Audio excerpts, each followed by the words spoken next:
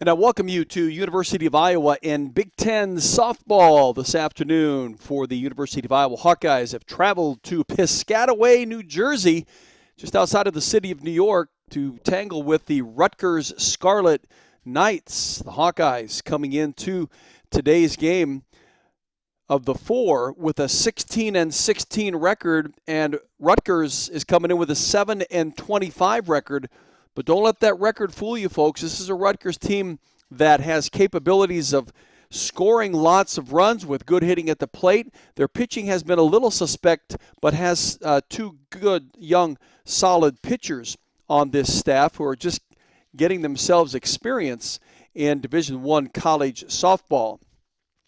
I'm Jerry Koala bringing you this afternoon's broadcast. I'll be with you all weekend long. Today's game begins in a few minutes. Tomorrow's doubleheader will begin at noon, and they're saying 3 o'clock, but it's always a half hour after the end of the first game. And the way the first games have been going the last few weekends, it's always been run past about a half hour past the usual start time. But anyway, tomorrow's doubleheader is a noon and 3 o'clock game, and then Sunday, we'll have the game for you at 10:30 Sunday morning. That's 10:30 Iowa time Sunday morning with Iowa and Rutgers. But first, we need to get through this first game. The Hawks coming in having lost 9 of their last 12 games. Now, as you understand, competition has been quite good in their last 3 weekends. Minnesota, number 24 in the nation, took 3 from 4 against Iowa, but Iowa, after being 2-hit by Amber Pfizer in Game 1 on Friday, losing at 3-0, the Hawks would come back and win the first game of the doubleheader on Saturday, 3-1.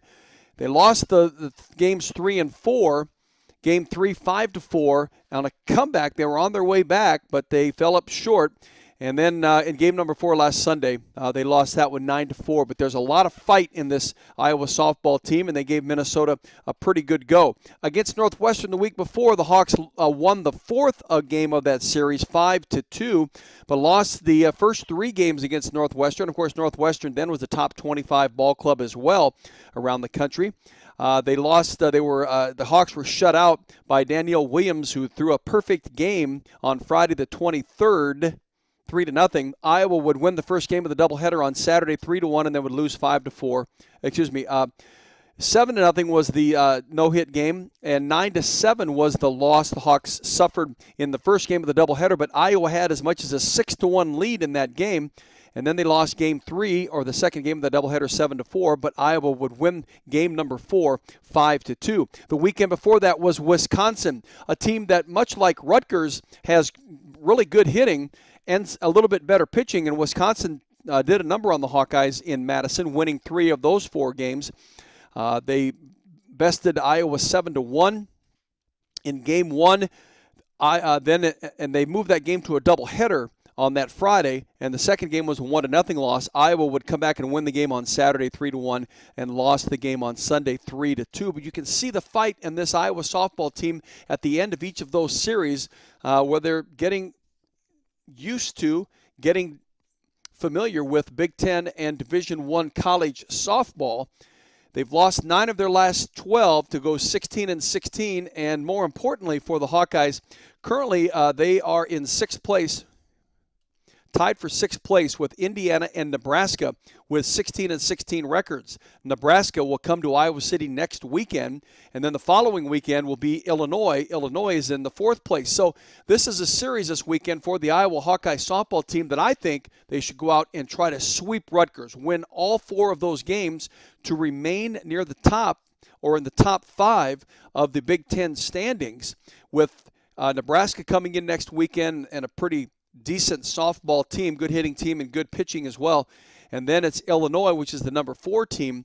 Hawks, this would be a good preparation for those upcoming weekends. But first, you got to get through game number 1 this afternoon. And head coach Renee Gillespie going to go with Sarah Lehman in the circle for the Hawkeyes today. She did pitch in all 3 of the games at Minnesota last weekend. She started the first game going 5 1/3 innings. Give up 5 hits, 3 runs, all 3 earned, 4 walks, and 1 strikeout.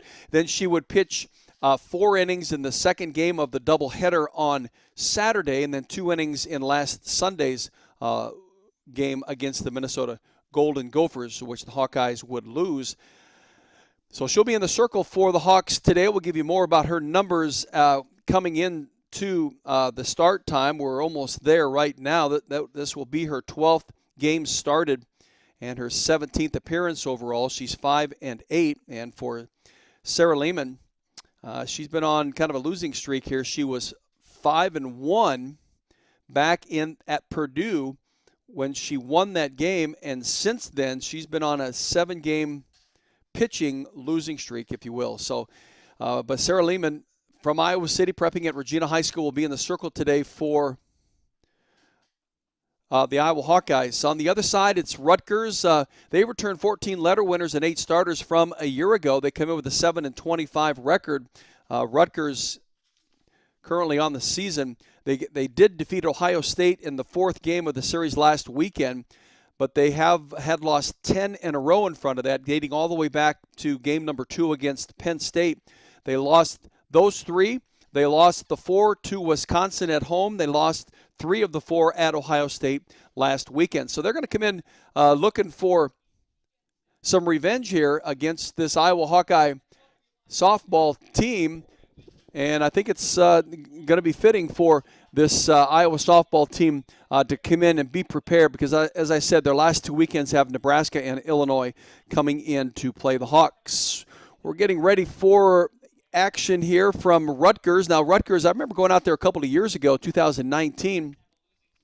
The softball diamond wasn't a bad thing. They just didn't have very good surroundings around it. They're slowly trying to build up and, make it a top-notch facility that would attract good softball recruits to Piscataway.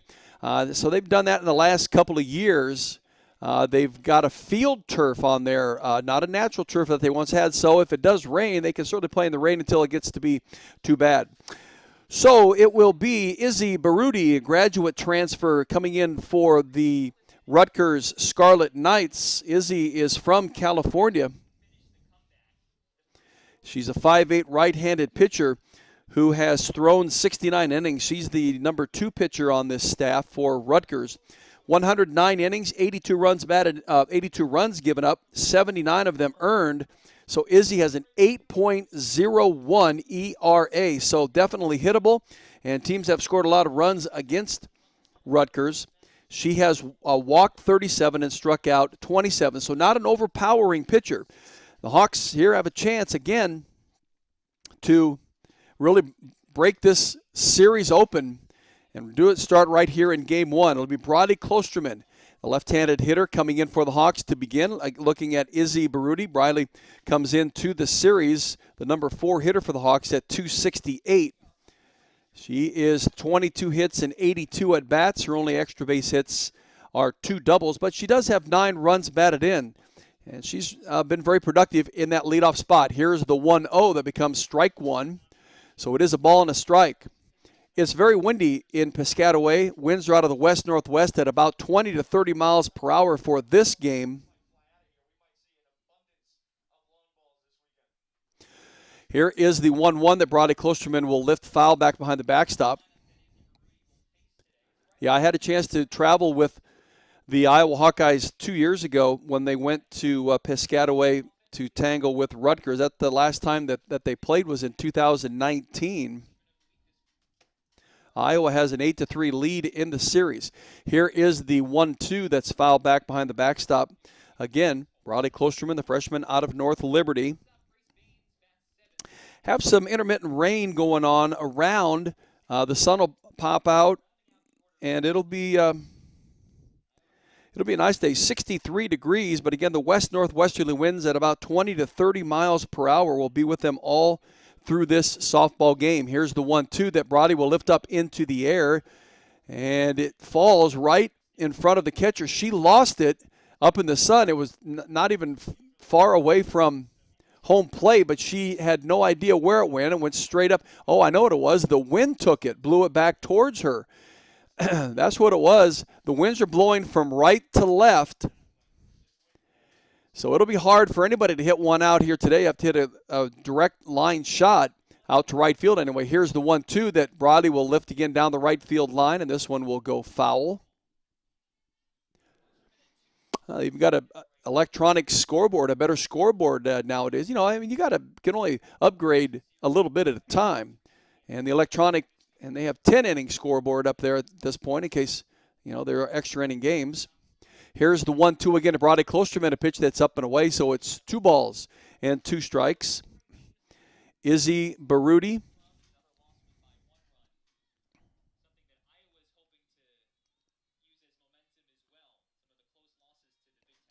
Again, the grad transfer from North Carolina. Here is the 2-2 that's up and in on Riley Klosterman. So that makes the count full on the freshman out of North Liberty. In the Minnesota series last week, and she is on a 3-game hitting streak from that series. She had 5 hits in 11 at-bats, in 14 at-bats. She scored 3 runs, and she had 2 runs batted in. Here another one, a shot down the right field line that is foul.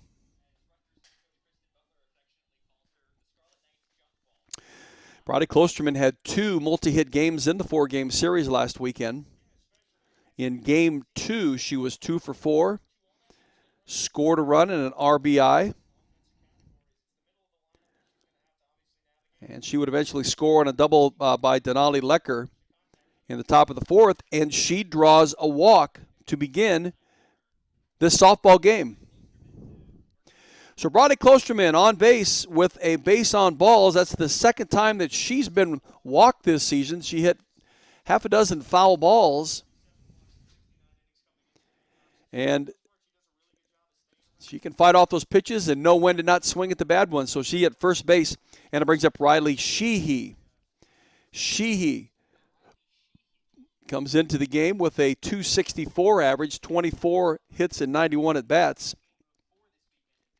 Has a double and a triple to her credit, and 6 runs batted in. Has teammate Riley Klosterman in front of her on first base after just drawing a walk. In the Minnesota series last weekend, she, much like Riley Klosterman, is on a 3-game hitting streak. Hit in games 2, 3, and 4. Here's one that she lines out into right field or center field. A line shot that is picked up and rounding second. Going into third is Riley Klosterman, and the throw to third allowed Riley Sheehy to go to second. So with nobody out, a single and a walk, the Hawkeyes with runners at second and third, and it's Denali Lecker. Lecker, the freshman out of Ogden, has really been on a tear, especially the last 7 games. She's hit in 6 of those 7 games. 4 times she has done multi-hitting. In the Northwestern Series, games 2, 3, and 4, she went 2 hits, 3 hits, and 2 hits. So she's having a very productive freshman season. She's batting in the number 3 spot for head coach Renee Gillespie. She's got runners on base, and here's a grand opportunity for her. They're going to walk her. They're not going to play around with Denali Lecker, so they're going to intentionally walk her. That'll load bases up for Kellena Burns.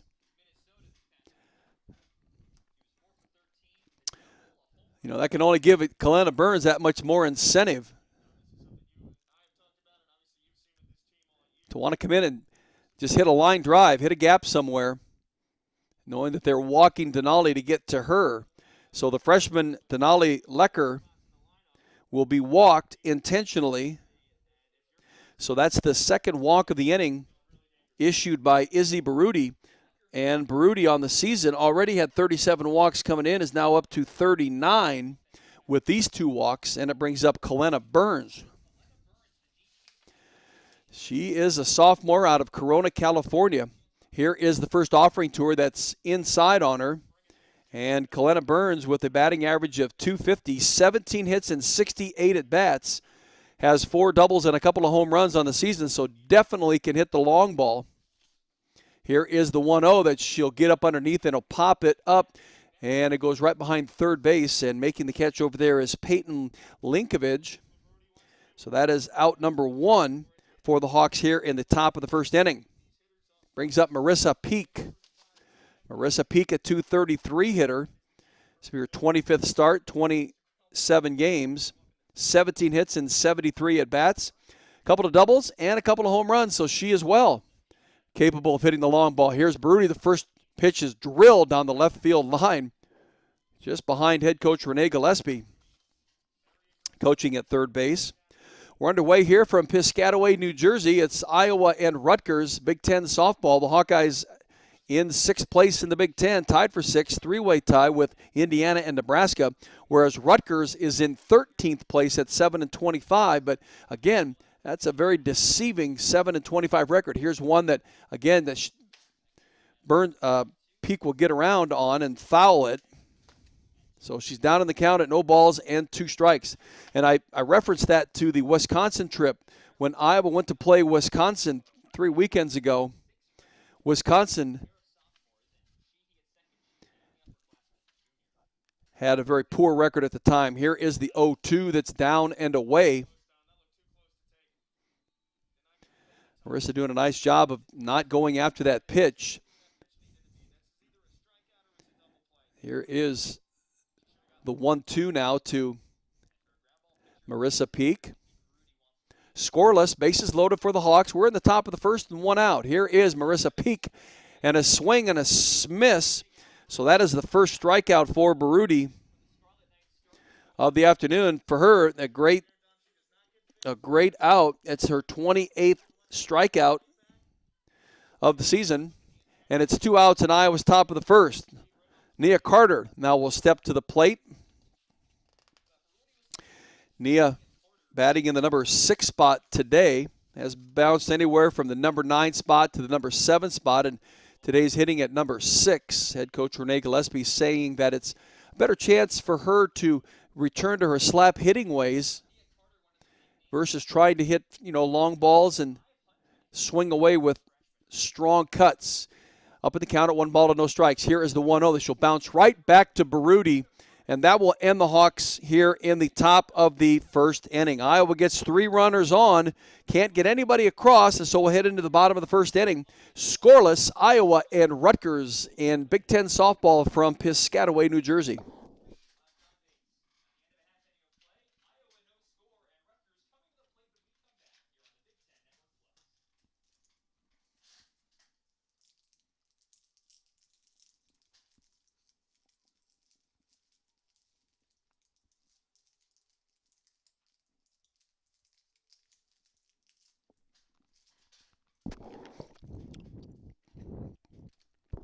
A lot of activity in University of Iowa sports this weekend. Let's first talk about women's soccer. That the University of Iowa women's soccer team that won the Big Ten soccer tournament, surprisingly, defeated Campbell Tuesday 1-0. Sarah Wheaton with a goal early in the game. The Hawks held on to win that game. Iowa is squaring off against UCLA as we speak. That is just underway in Bowie's Creek, North Carolina. So perhaps I can get a score for you on that game throughout the rest of this broadcast. That's University of Iowa women's soccer team playing in the NCAA tournament. So the Hawks get 3 on, don't score anybody. Now it'll be Sarah Lehman's turn. Sarah coming into the game with 89 2/3 innings pitched. She pitched 11 innings last weekend, 11 1/3. Overall, she's given up 74 hits, 42 runs, 34 of them earned. She's walked 34 batters, struck out 52, has issued 14 doubles, 3 triples, and has given up 8 home runs on the season. 2.65 ERA, 5.8 on the season. Sarah Lehman, the senior from Iowa City, Regina. Leading the way for Rutgers is the leading hitter, Gabrielle Callaway. 320 hitter, 33 hits, 103 at-bats, 7 doubles, and she has 4 home runs on the season. So the left-handed hitting Callaway, graduate senior, here's one that she'll lift out to left field and right at Riley Sheehy. And that's the way the wind is blowing from right to left, so anything hard hitting that hit that way has a chance to get out. But Gabrielle Callaway is the first out of the bottom of the first inning. That'll bring up Kirsten with Stanley. A 228 hitter, 18 hits and 79 at-bats. Here's the first pitch tour that's down and away. Kirsten with Stanley leads the Scarlet Knights with 12 runs batted in. And she has also registered 18 hits. So she's third on the team in hitting behind Callaway and Payton Linkovich, whom we'll see. And she lets the pitch go by. It's called strike, so it's a ball and a strike. On with Stanley, sophomore out of Freehold, New Jersey. Here is the pitch that's fouled, so it's 1 ball and 2 strikes on Kirsten with Stanley.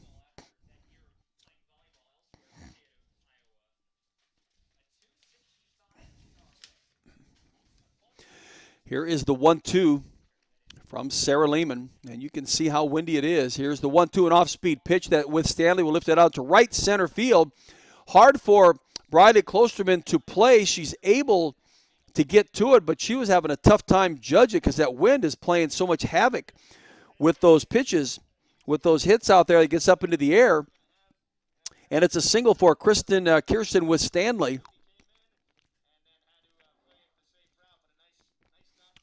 So she on base with 1 out, and it brings up Anissa Iliopoulos, the fifth-year senior left fielder. Here's one that she'll take a cut at and foul it back. Now, Iliopoulos been around a long time. Coming into this game, a 190 hitter with 16 hits and 84 at bats. In the pandemic-shortened season a year ago, she was hitting 159. Here's a pitch that is up and away, so it's a ball and a strike. In 2019, in the regular season, when they went 29-26, Iliopoulos was a .311 hitter with 47 hits and 151 at-bats and 12 home runs then. So the pandemic did nobody any good last year. Here's an off-speed pitch from Sarah Lehman. Now it's 2 balls and 1 strike. We're in the bottom of the first inning. We're scoreless. Rutgers at the plate. Kirsten with Stanley on first base after just singling out into right center field. And Anissa Iliopoulos, here's one that she'll rip past Sammy Diaz at third base. So back-to-back singles for the Rutgers Scarlet Knights. Has runners at first and second and brings up Kayla Bach. Bach, a freshman.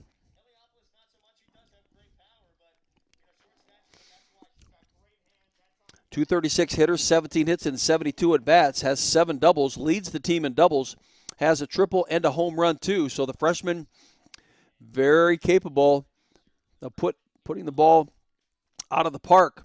Has teammates at first and second and 1 out. Here's the first offering to her that's inside. So it's ball 1 on Kayla Bach, the designated player today for the Rutgers Knights. This is her 27th game started and 33 played. So she's played every game. Just hasn't started every game. Here's the 1-0. Turns, squares to bunt. Doesn't do so. Called strike. And Marissa Peak with a throw down to third base. It just gets away from Sammy Diaz. It looks like they were trying to do I know what it was. It was Grace Baines that was covering from shortstop because Sammy Diaz was charging as Bach squared to bunt. And she pulled the bat back, and on the move, the runners both advanced, and Grace Baines had to cover third from short. And so that probably caused Marissa Peak to have to hold back on her throw over to third base. And fortunately for the Hawkeyes, it just bounced away from Grace Baines a little bit. But the runners move up with a stolen base, and Kayla Bach will have a 2 balls and no strike count on her.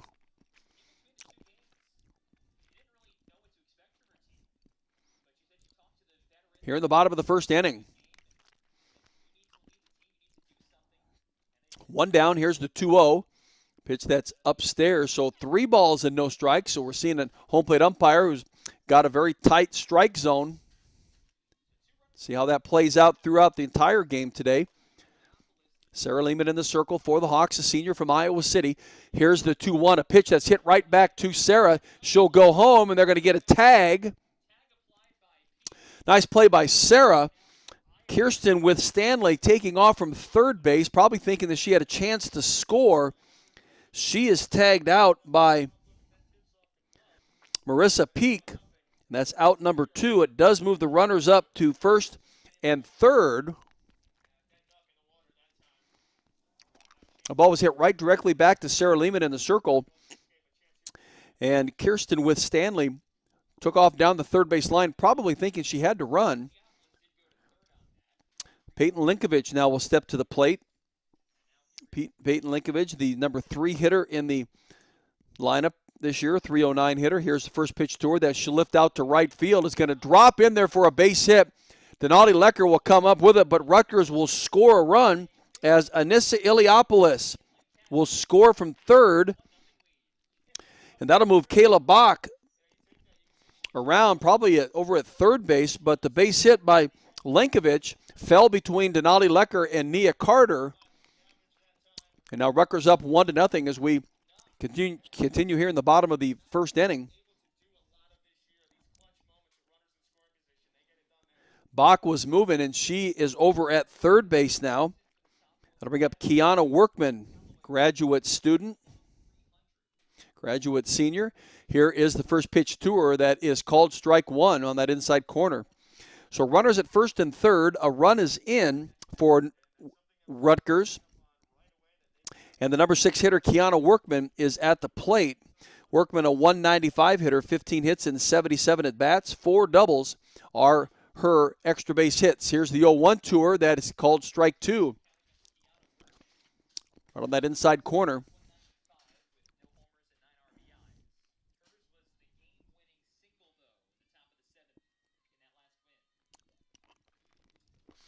Here's the 0-2 to Kiara Workman. Pitches down and away, and she won't chase it.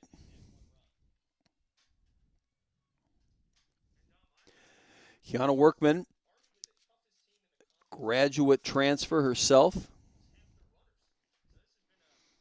She did play a year ago for Rutgers. Here's one that she'll bounce right to Grace Baines, has to dive for it. So that's the only thing she can do is stop it because she can't make a play on it. And that'll score Kayla Bach from third base.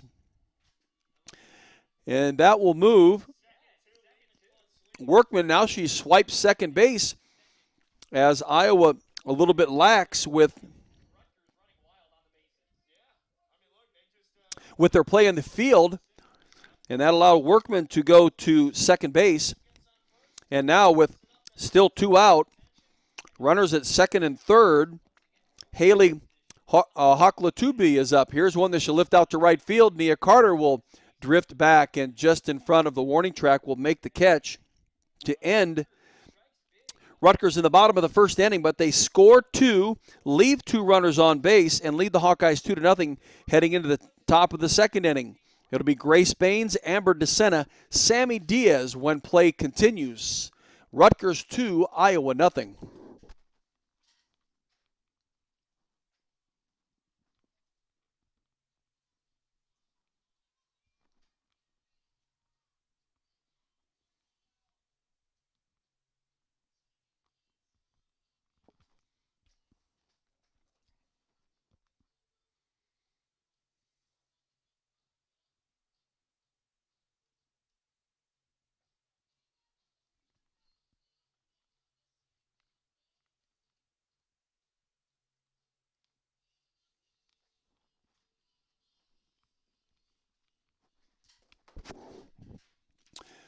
University of Iowa football team has an open spring practice tomorrow morning. It's the second of the 2 this spring at Kinnick Stadium. The gates will open at 8:30. Practice starts at 9:30. A mask is required for you to enter the facility, and you must wear it at all times while at the spring scrimmage. Prior to the start of the scrimmage, Luca Garza will be recognized for his career accomplishments, and especially what he's done the last year. He garnered nearly every National Basketball Award that you can get for a collegiate athlete. So that's Luca Garza. And then after the game will be the men's and women's hoops teams that will be recognized tomorrow. That's during the second open spring practice that head coach Kurt Ferentz has with the Iowa Hawkeyes and this football team. They're getting ready for the Indiana opener on September 4th. Still a few months away, but the spring drills are so vital in and the team getting organized and getting into a rhythm of things. And remember, Friday at the Iowa River Landing in Coralville is Friday, September 3rd, the day before the opener. Here's Grace Baines at the plate. She'll get jammed on a pitch and lift it to the third baseman, Payton Linkovich, who makes the catch. One gone, and Iowa's top of the second inning. Brings up Amber DeSena. Amber DeSena starting her 7th consecutive game at second base. Freshman out of Concord, California. Had 2 hits in the Minnesota series last weekend. One of them was a double. So it's getting herself familiar with Division I Big Ten softball. Had spent more time as a pinch runner the last few series. Pinch runner, did some designated hitting. Here is the 0-1 tour that's fouled. Now it's no balls and 2 strikes.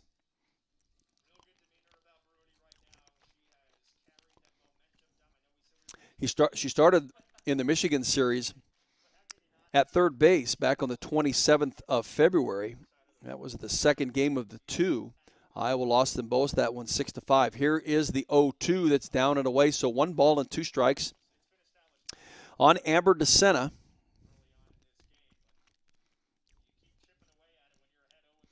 Has the 2 hits on the season. 2 and 23 at bats.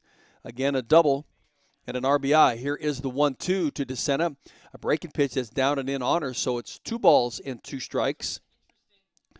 The freshman from Concord, California. Spent most of her time as a pinch runner back in the Purdue series. She pinch ran in 3 of the 4 games. Here is a pitch that's up and in, so it's 3 balls and 2 strikes. And she scored in 2 of the 3. So knowing the role that she had to play at that time has helped her get to the starting lineup here at second base for the Hawkeyes. Full count, 3 balls and 2 strikes. Here's the pitch, and DeSena will rip it down the third base line, but foul. Hawks have had a couple of those, but they're just foul.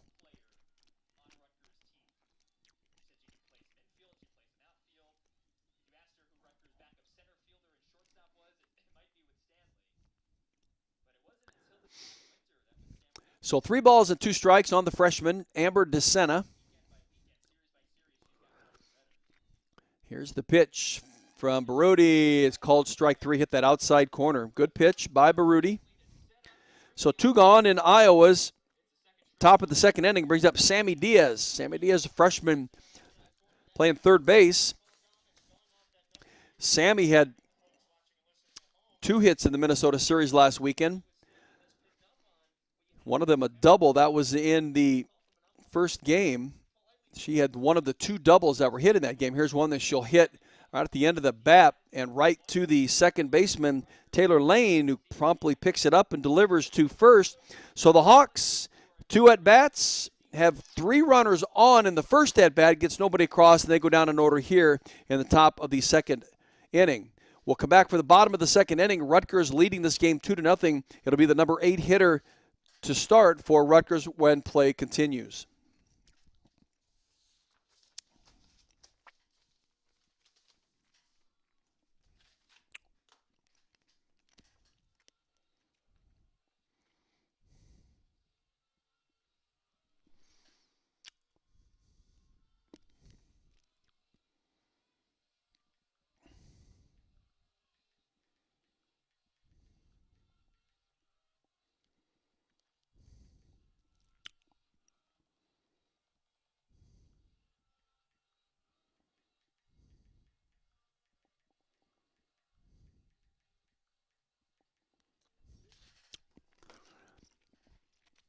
So Rutgers, the Scarlet Knights, come into the bottom of the second inning. They scored 2 in the bottom of the first on 4 hits. Some faulty defensive play by the Hawks, but some good base hitting too as well. There were a couple plays that the defense couldn't make just because they didn't have a chance to make a play. They stopped the ball from getting to the outfield. So it brings up Taylor Fawcett driving Briley Klosterman back to the wall off the top of her glove. And it bounces out, hits the wall, rolls back in. And Briley able to pick it back up and deliver it. She hit the top of her glove. Not sure what they'll do with the recording of this. She reached up to try to hit it, and then she banged into the wall. Not quite sure how they're going to rule this. Find out here for you shortly. So that'll put, and on the move, Taylor Fawcett moves on to second base. Here's Taylor Lane, a junior second baseman, squaring to bunt, pulling the bat back.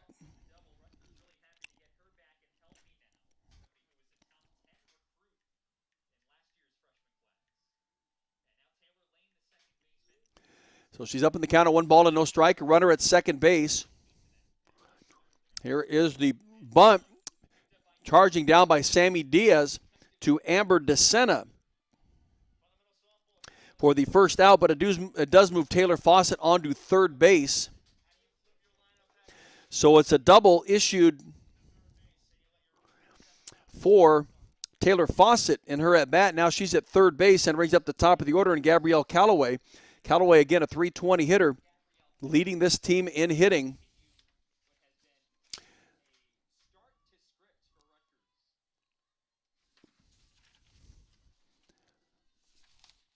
Here's the first pitch to her from Sarah Lehman that she'll pop up into the infield. Sammy Diaz camps underneath it, plays the win. And as I mentioned all season long, when you can get an out like that against the leadoff hitter, it really is a benefit to the defense. Get her off, not get on base, and especially with the runner at third base. Brings up Kristen Stanley. Stanley singled in her last at bat, would end at third. Actually, she was tagged out trying to score on an infield hit. Here's the first pitch to her that's up and away. Stanley, with Stanley, a .228 hitter, 19 hits and 80 at-bats, 2 doubles and a triple to her credit. Ahead of the count, 1-0, strikes. Here's the pitch from Sarah Lehman. Yeah, it's popped foul back behind the backstop. So it brings up a ball and a strike.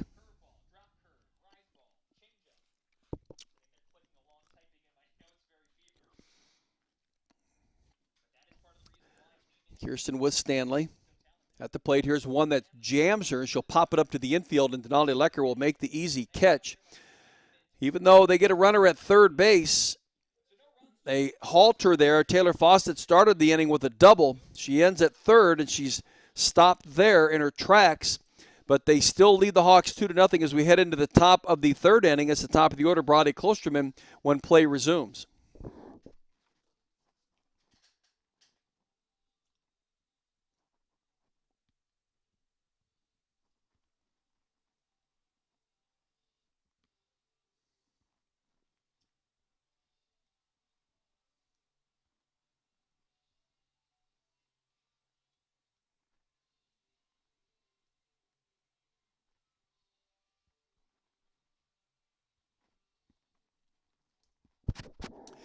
University of Iowa soccer team has taken a 1-0 lead against UCLA.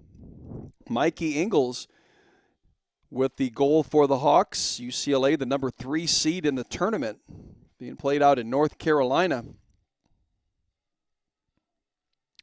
So we'll keep you up to date with that. Briley Klosterman will start it off for the Hawks in the top of the third inning. She walked in her first at-bat and was stranded at third base to end the inning. Hawks needed to get a run across. Got to get things going. Klosterman coming in with a .268 average. Still 22 and 82. That walk is not an official at bat.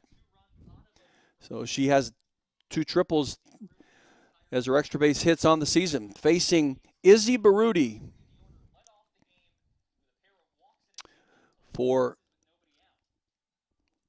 Rutgers. Here's the first pitch that she'll hit past the first baseman, Gabrielle Callaway. And so Brody Klosterman on for the second time in a row, this time by single. And it brings up Riley Sheehy. Now, Klosterman attacked that first pitch. That was right down the middle. We'll see if Baroodi doesn't do the same thing to Riley Sheehy. Sheehy, another left-handed batter, junior out of Newtown, Pennsylvania. Now she's going to go over to the Hawkeye dugout for something. Sheehy singled in her last at-bat, or first at-bat of this series. Always remember the line drive off of the Indiana pitcher Emily Gooden in the bottom of the 10th inning of game number 4 that scored Sammy Diaz from third base to win that game for the Iowa Hawkeyes, and it was quite a shot that ricocheted off of the pitcher. Shortstop was unable to get to it, and the Hawks would score and win the game. So here's the first offering to Riley Sheehy with Brody Klosterman on base. And so Riley Sheehy looks at a pitch that's up and away, so it's a ball and a strike. She's on a 3-game hitting streak coming into this weekend. She now has up to a 4-game hitting streak going.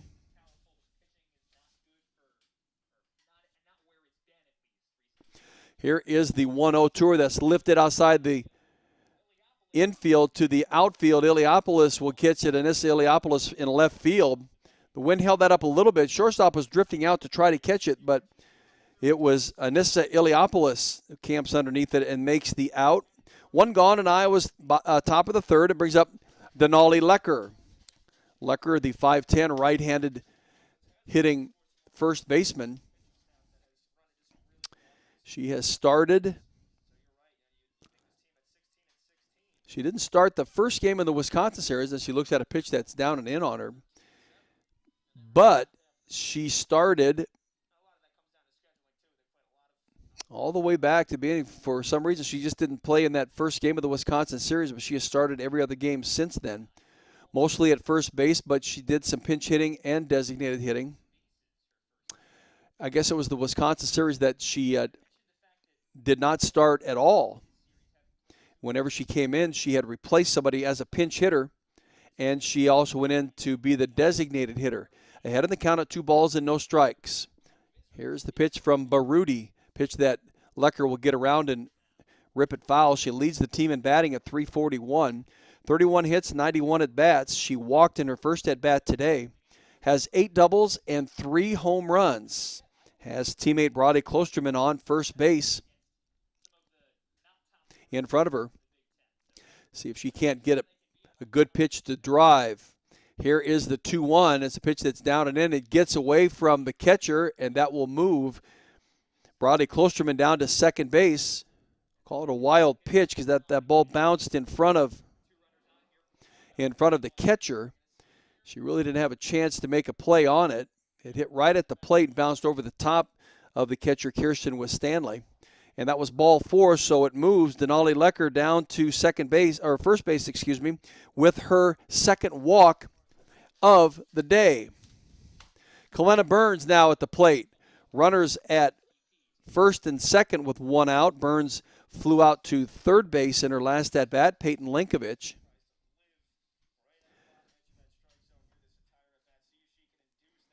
Burns had 3 hits in game number 3 of the Minnesota series last weekend. 3 of 3 she was. Here's one that she hits right at the shortstop, past the shortstop. Giving the wave home is Brody Klosterman. She'll dive in across the plate, and the Hawks have their first run of the afternoon. Nice effort by Brody Klosterman to race around third. A great hit by Kellena Burns to the left of the shortstop. And now it makes it a 2-1 game. Moves Denali Lecker on to second. And Brody Klosterman scoring from second base to make it a 2-1 Rutgers lead. It brings up Marissa Peak with runners at first and second and only 1 out. Here's the first pitch to Peak. It's called strike 1. Peak had 1 hit in the Minnesota series last weekend. She was 1 for 12, and that hit was a double. She and Sammy Diaz with the doubles in game number 1. They were shut out against Minnesota in game 1, 3-0. Here's one that's fouled down the left field line and out of play. Izzy Baroodi in the circle with an 8.01 ERA. So certainly hittable, and teams have scored numerous runs off of her. Here is the 0-2 that's bounced right to the third baseman, Payton Linkovich, and quickly across the diamond to get Marissa Peak. So she doubles up on Denali Lecker at third base, Marissa Peak at first base, and Iowa with getting runners on base, only able to score one but get a run and trail 2-1 as we head into the bottom of the third inning. And it'll be Anissa Iliopoulos, the number 3 hitter for Rutgers, when we continue on with Big Ten softball.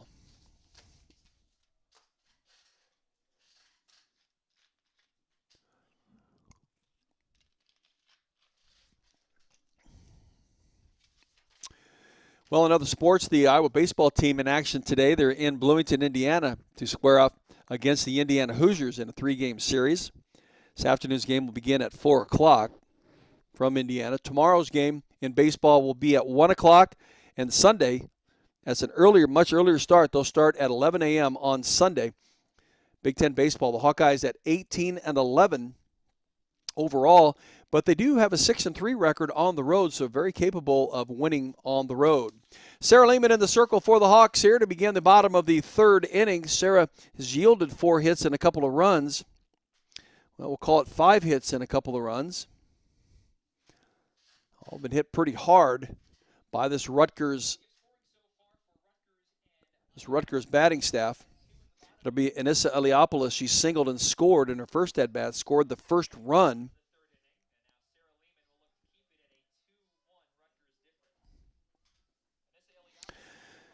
So Anna Iliopoulos, a 190 hitter only with 16 hits and 84 at-bats. Here's the first pitch to her that's up and away.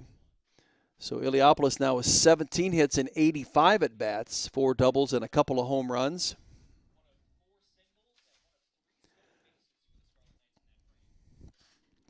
Here is the 1-0 to her. That's an off-speed pitch called strike one. And again, it's such a great pitch by Sarah because it freezes that batter at the plate. And you can just see her set in there and not swing like she wants to swing, and all of a sudden she sees that it's high and it's a floater, and it just drops right across the plate for a strike. 1 ball and 1 strike on the senior, Anissa Iliopoulos. Here is the pitch that she'll foul back into the backstop. And it's 1 ball and 2 strikes.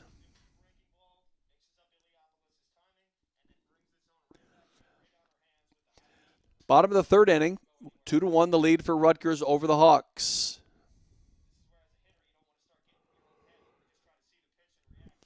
Here is the 1-2 just off the plate, so it's 2 balls and 2 strikes. Nia Carter will be at the plate for the Hawks when play in the bottom of the top of the 4th inning. Here's a 2-2 count on Anissa Iliopoulos. Lehman with the windup and the pitch, one that's lifted up into the outfield, and it looks like Riley Sheehy coming on to make the play. Again, you can see how much the wind is playing those hits out into the field, up in the air. Can't overrun it, and you can't underplay it either. So it's just amazing, and you could tell the way Riley was going after that she was playing that wind as best she could. 1 out brings up Kayla Bach. Bach got on a fielder's choice,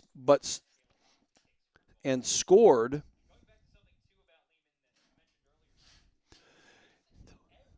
One of the 2 runs that Rutgers got in bottom of that first inning. Leading it 2-1. Here is the off-speed pitch that's called strike one. Again, freezes that batter at the plate because she comes at him so hard, and then right at the last moment, she takes something off of that pitch. And for whatever reason, the batter just sees it as a high ball, and it drops in there for a strike. Here's a hard pitch from Sarah Lehman. That's ball 2. 2 balls and 1 strike on Kayla Bach. Bach, a freshman designated player, hit her first career home run against Nebraska in Game 3 in the win 10-6. Here's one that She'll lift foul back behind the backstop. And the Nebraska series was back in the first weekend in April, an Easter weekend. And that was one of 2 games that they did win, part of a 3-game winning streak that Rutgers had. They won games 3 and 4 against Nebraska, and then they won the first game at Penn State before going on a 10-game losing streak. Here is the 2-2 that's off the plate, so it makes it a full count. 3 balls and 2 strikes, and a pinch runner in for Rutgers, Gabby Henry.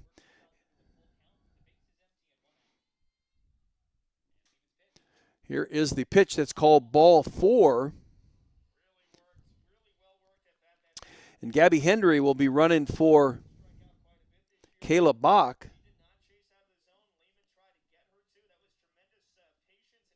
So with a 2-1 lead, Rutgers is now going to come in and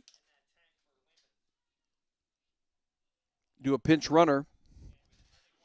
And that is Gabby Henry. Henry is making just her 5th appearance. She has scored a couple of runs.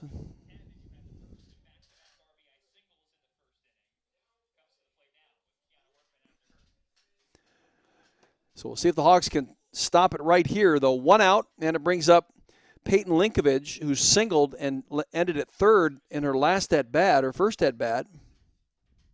3rd leading hitter at 309. Here's the first pitch to her. That is called strike 1. So runner at first in Gabby Henry, running for Kayla Bach, who just drew a walk. 1 out, and it's Payton Linkovich, the 3rd baseman, batting 5th in the lineup. Down on the count at no balls and 1 strike. Here's the 0-1, and on a steal attempt, nice play by Marissa Peak from the catcher's stance to get Gabby Henry trying to steal second base. Now the umpires are going to be speaking to one another. Boy, she had her pegged by a long way. She didn't even stand to throw it. Just a snap throw from home plate to Grace Baines. That's out number 2. The bases are empty, and Payton Linkovich now will be finishing her at bat here with a 1-1 count. Sarah Lehman in the circle, Marissa Peak behind the plate, Sammy Diaz at 3rd, Grace Baines at short.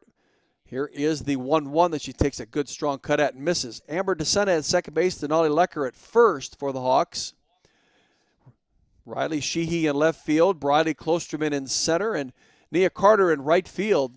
Very windy day here in Piscataway, New Jersey. Winds 20 to 30 mile per hour out of the west-northwest. Here is the 1-2 that's upstairs. So it's 2 balls and 2 strikes on Payton Linkovich. She has hit a couple of home runs, has 4 doubles and a triple to her credit. So very capable of putting the ball in play and hitting a long ways. Here's one that she golf swings, pops it up to the infield. Actually, it's right at catcher Marissa Peak. Amazing how much that wind has played a role in those pop-ups already on the infield. So the Rutgers Scarlet Knights go down in order, although they did get a runner on base, and it was a steal attempt that was thwarted by Marissa Peak. 2-1 the lead for Rutgers. The Hawkeyes coming to the plate in the top of the 4th inning will be Nia Carter to start it off.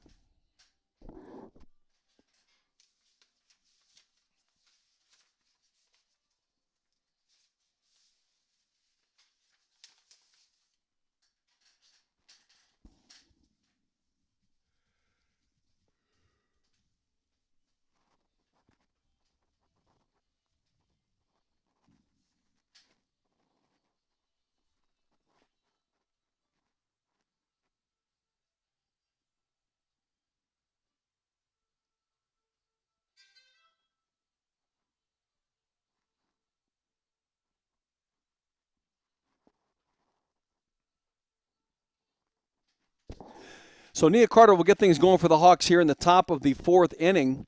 Nia did get a base hit in the Minnesota series, only 1, though, in 11 at-bats.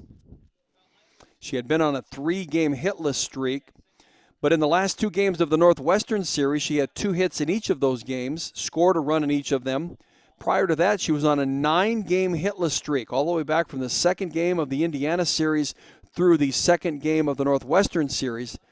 That's in 9 games, 3 Indiana games, 4 Wisconsin games, and 2 Northwestern games. Here's a pitch that Nia will hit right back to the pitcher, and Baroodi able to gather it. She caught it at first and dropped it, and she had to quickly move to get it picked up and onto first base, and she gets Nia Carter on the ground out. 1 out, and it's now Grace Baines at the plate. Baines flew out to third base in her last at-bat. Payton Linkovich. 2-1 lead for Rutgers, top of the 4th inning. Game 1 of the 4-game series. Here is the first pitch from Baroodi. It's ball up and away. Baines on a 3-game hitting streak.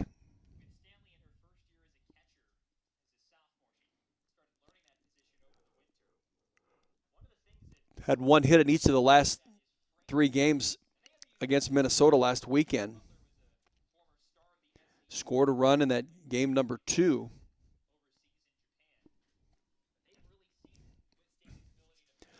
She's ahead of the count now at 2 balls and no strikes. She also hit her very first home run as a Hawkeye. Here's one that she'll foul off the fist of her bat. She was jammed on that. Hit a solo home run in game number 4 last weekend against Minnesota. Her first as an Iowa Hawkeye. So she's ahead of the count at 2 balls and 1 strike. Here is the offering from Baroodi. It's called strike 2, right down the middle. Good pitch by Baroodi.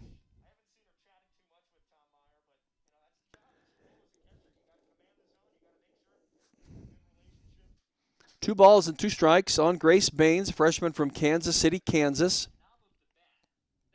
Here's the offering from Baroodi, an off-speed pitch that Baines will reach out and get the fat part of the bat on, but didn't have enough strength to hit it far enough. And a second ground out to the pitcher, Izzy Baroodi, creates out number 2 for the Hawks in the top of the 4th inning. Brings up Amber DeSena.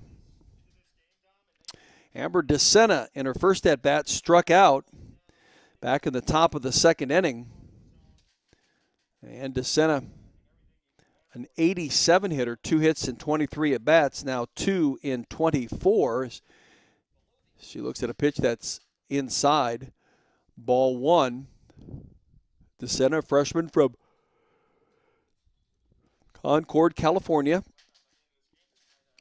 Again, starting her 7th game in a row at second base.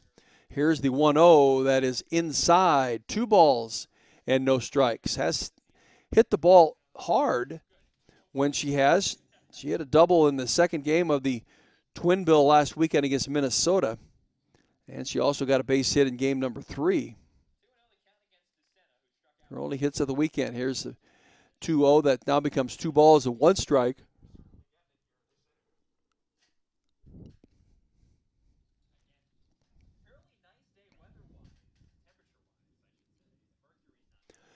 Two balls and 1 strike on Amber DeSena.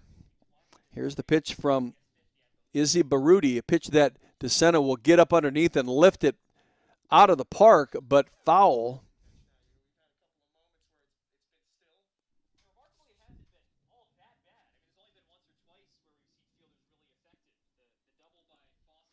So it evens the count at 2 balls and 2 strikes on Amber DeSena. Here's the 2-2 that she'll strike out on and swing and a miss, and 3 up, 3 down again for the Hawks. That is strikeout number 3 for Izzy Baroodi. And the Hawks get 1 in the bottom of the 2nd, get nothing here in the bottom of the 3rd, or top of the 4th. We'll head to the bottom of the 4th inning. It'll be the number 6 hitter, Kiana Workman, when play continues. Rutgers 2, Iowa 1.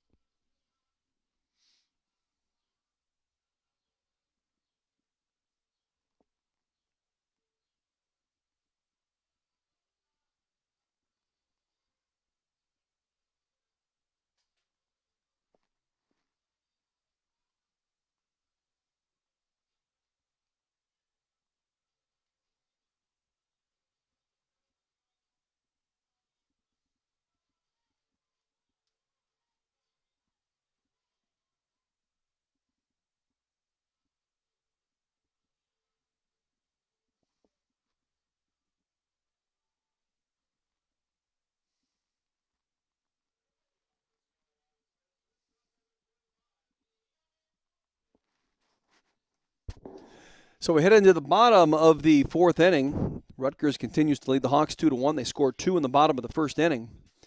Iowa would come back and score 1 in the top of the third inning. So it's a tight ball game. We got a little ways to go yet. Hawks have showed signs of being able to hit the ball just right at somebody. Here's the first pitch from Sarah Lehman to Kiana Workman. It's a ball up and away. Workman singled in her first at-bat in the bottom of the first inning. Stuck at second base. That was after the 2 runs had scored for Rutgers. Here is the 1-0 from Sarah Lehman, a pitch that she'll take a cut at and miss. Sarah just throws that one right by her. Bottom of the fourth, 2-1 the lead for Rutgers over the Hawks. Game number 1 of the 4-game series between Iowa and Rutgers. Again, a big series for both teams, but especially for Iowa. Here's the 1-1 that's a little high, so it's 2 balls and 1 strike. Workman, the graduate senior shortstop. 195 hitter, 15 hits and 77 at-bats. 16 and 78 now at the single in her first at-bat. Here's one that she'll hit out to right field. Get Nia Carter on the move, on the run to her right. She reaches up, makes the grab, and it's out number 1 in Rutgers' bottom of the fourth inning. In that last inning, Marissa Peak threw out a person attempting to steal. That was Gabby Henry. And for Marissa, that is the 6th base runner she has thrown out trying to steal. Iowa has 14 total on the season coming into the series, 16th in the country in throwing out potential base runners. And it brings up Haley Hawk-Latubi. Hawk-Latubi flew out to Nia Carter in her first at-bat, the left-handed hitting Hawk-Latubi, the number 7 hitter in the lineup. Down in the count at no balls and 1 strike against Sarah Lehman. Here's the 0-1, an off-speed pitch that Hawk-Latubi will lift up to the infield and just drifting back into short left center field is Grace Baines to make the catch. And it's 2 gone in Rutgers, bottom of the fourth. Taylor Fawcett now steps to the plate. She doubled in her first at-bat back in the bottom of the second inning, a hit that went off the top of the glove of Riley Klosterman in center field. Here's the first pitch to her. That's called strike 1, an off-speed pitch. Fawcett would end the inning at third base as the following 3 batters went down in order. She's the number 8 hitter in the lineup. Here is the 0-1 from Sarah Lehman. And it's a pitch that's up and away. Fawcett, a 103 hitter, 3 hits and 29 at-bats. You'd never known that by the way she hit that ball in the last at-bat. She now 4 hits in 30 at-bats. That was the first double of the season for her. 1-1 pitch that's lifted out into left field and driving Riley Sheehy back to the warning track. And that's where she'll make the catch. So the Hawks get them out in order. Down 2-1 heading into the top of the 5th inning, and it'll be Sammy Diaz, Brody Klosterman, and Riley Sheehy when play continues. Rutgers 2, Iowa 1.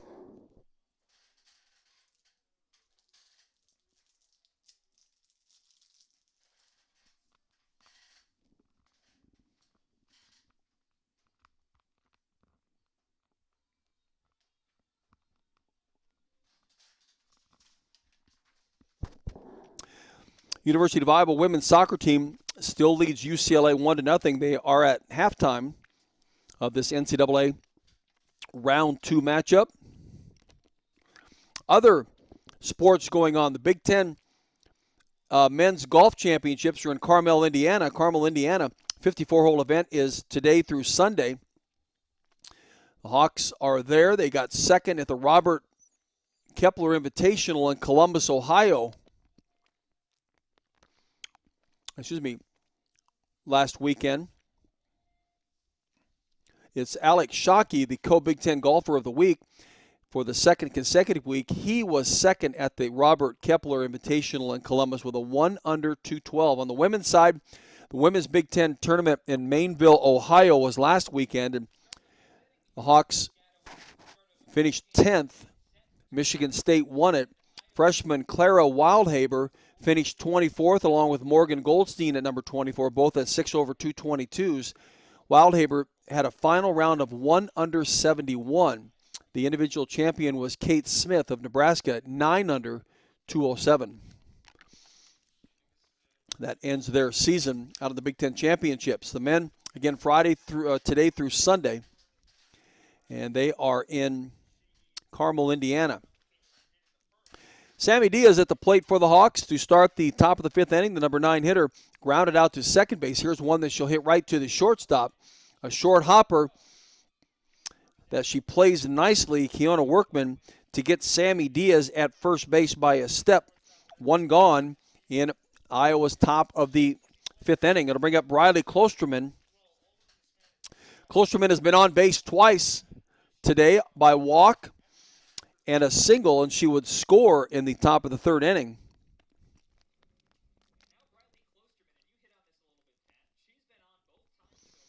On the hit by Kellena Burns. And she's ahead in the count here, 1 ball and no strikes. So Klosterman now on a 4-game hitting streak. She had 2 hits in games 2 and 4 against Minnesota last weekend and a single in game 3. Here's a pitch that's down and away. So it's 2 balls and no strikes on Briley Klosterman. 268 hitter, that's certainly going to rise today. 22, 23 hits and 83 at bats. But her on-base percentage really is getting very good. She walked in her first at bat. Here is the 2-0 that's down and away, 3 balls and no strikes. Her on-base percentage is .337. And now the catcher with Stanley will come out and have a chat with Izzy Baroodi. Rutgers leading this game 2-1. We're quickly into the top of the 5th inning. Rutgers scored 2 in the bottom of the 1st. Here is the 3-0 to Briley Klosterman. It's right down the middle, so it's called strike 1. Briley has 7 2-hit games on the season. Those are her multi-hit games. And she has hit in 15 of the 32 games, 16 of the 33 games she's played. Here's the one that she'll foul down the first base line.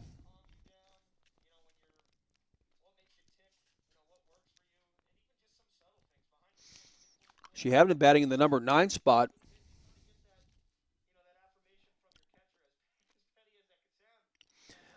All the way up to the 3rd game of the Wisconsin series when head coach Renee Gillespie swapped her and Nia Carter. Here is the 3-2 that should hit right up the middle. Shortstop does a nice job to come up with the play, but she can't make the throw out on Briley Klosterman, and so Klosterman will be on first base with a second base hit of the day. That was right through the center, through the circle, and the shortstop really did a nice job, Keona Workman, of diving to her left to stop it from going away out into the outfield.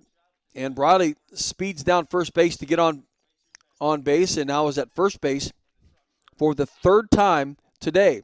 Brings up Riley Sheehy. Sheehy flew out to left field in her last at-bat, singled in her first at-bat, so 1 for 2 on the day.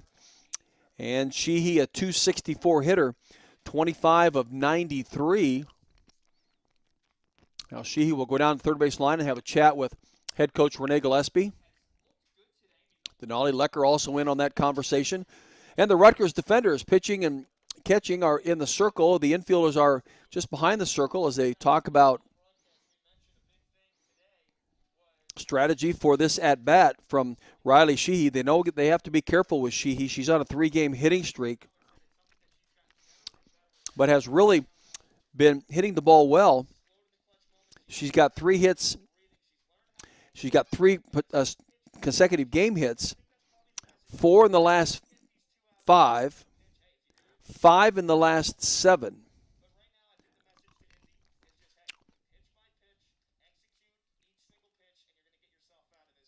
So in the last 14 games, she has had a hit in 10 of the last 14. Here is the 1-0 to her that hits her on the right elbow. So she'll trot on down to first base. That will move Briley Klosterman to second base. And for Baroodi, That is the 21st batter this season alone that she has hit with a pitch. So 1 out, and Iowa's top of the 5th inning. Hawks again starting to mount a threat. Denali Lecker will come to the plate. Lecker has walked in both at-bats, so she has no official at-bats. She leads this team in batting at .341.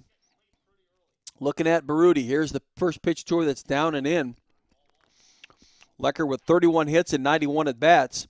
8 doubles, 3 home runs. She has 21 RBIs, so she leads the team in RBIs. .527 slugging percentage. Up in the count, 1-0. Here's the pitch to her that's called strike one. Right on that corner.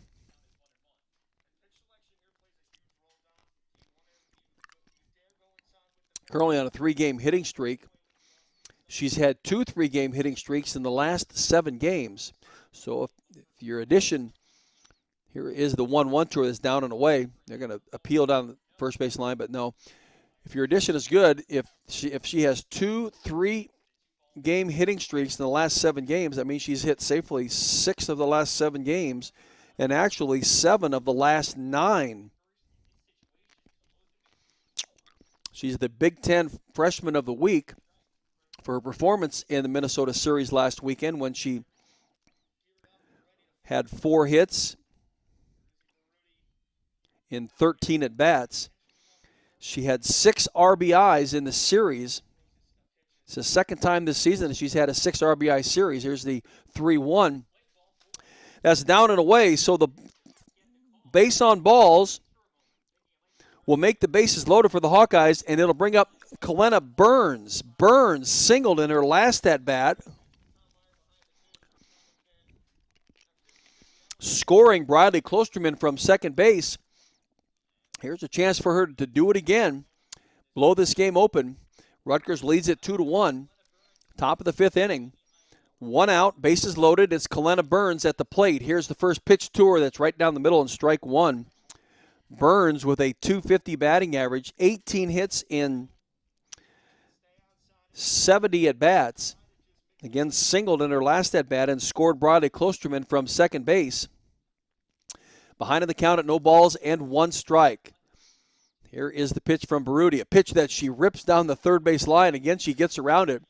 And hopping out of the way is head coach Renee Gillespie. Again, a very windy day at Piscataway, New Jersey. The sun is in and out of clouds. Temperature in the mid-60s. Very windy, though, out of the west-northwest at about 20 to 30 miles per hour. We'll taper off tomorrow. Will probably be a much better day tomorrow. No wind anyway. Here's the 0-2. Burns, it bounces in front of the catcher. She does a nice job to corral it. Otherwise, Klosterman probably scores from third base. So 1 ball and 2 strikes on the sophomore out of Corona, California, Kellena Burns. Here's the pitch from Baroodi. And it's a pitch that she'll reach out and poke foul. Burns started 2 of the 4 games last weekend against Minnesota.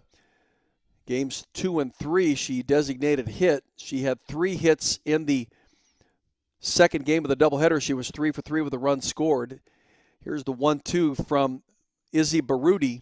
And it's one that Burns will chop and foul just to the left of head coach Renee Gillespie. Burns has started at first base when she has been in the field. That's the only position that she has played 10 times this spring. She's been a designated hitter numerous times, and she also has done pitch hitting. 1 ball, 2 strikes. Here's the pitch that's an off-speed pitch that she does a good enough job to hang on to the at-bat by just reaching out and poking it foul, pulling it foul, let's put it that way. But she was well ahead of that pitch. We'll see what Baroodi does with this one, if she comes back with the same pitch or maybe tries to fire one back to her. Burns has had 3-run doubles twice. Here's a pitch that she'll hit to bounce to shortstop. She'll tag. Now they're going to have to, though, tag the runner at home because she tagged the runner at second base, who was Riley Sheehy. Briley will score from third base. That'll move up Lecker to second. And on first base will be Kellena Burns, and brings up Marissa Peak. So an RBI, fielder's choice, that's the second RBI of the day for Kellena Burns. We'll bring up Marissa Peak. Runners at first and second. 1 out. Actually, 2 outs now. Marissa Peak has just blasted a home run down the left field line on the first pitch. And Marissa Peak gives the Hawks their first lead of the day. And it's a 3-run home run. Now they're trying to contest whether or not it actually was fair. It was very close to being fouled. Is it inside the foul? Oh, gosh, it was right over top of the foul pole, so that's in play. And so Iowa now has taken a 5-2 lead with 4 runs here in the top of the 5th inning and just 1 out. Actually, 2 outs, excuse me. No, there is just 1 out. And that'll bring up Nia Carter. So for Izzy Baroodi, that's the 11th home run she has given up.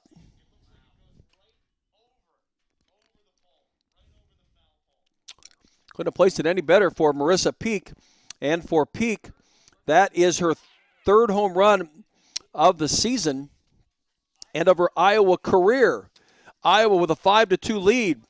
They struggled to get there. They were behind 2-1 heading into the top of the 5th inning, and now they've exploded here for 4 runs in the top of the 5th inning and just 1 out, and it's Nia Carter at the plate. Here is the 1-0 to her that she'll try to slap down the left field line. Making a diving effort for the catch and the out is Anissa Iliopoulos. And that, my friends, is the 3rd out of the Hawks' top of the 5th. But Iowa gets 4. They lead at 5-2 as we head into the bottom of the 5th inning. And it's Taylor Lane to start it off, the number 9 hitter for Rutgers. Go Hawks. Let's see what they can do to shut them down with the defense.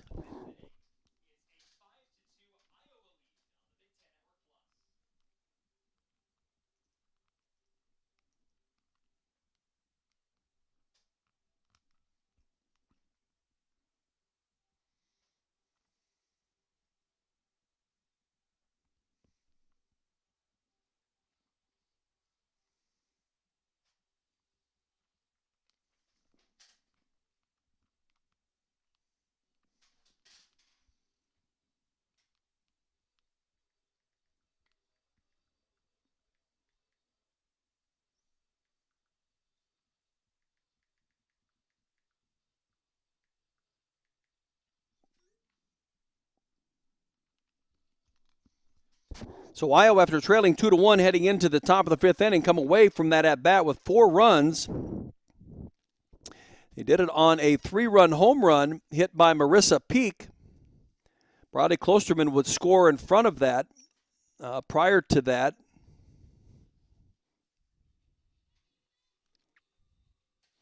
on the Kellena Burns single, on the fielder's choice, excuse me. So actually only 2 hits in the inning for 4 runs.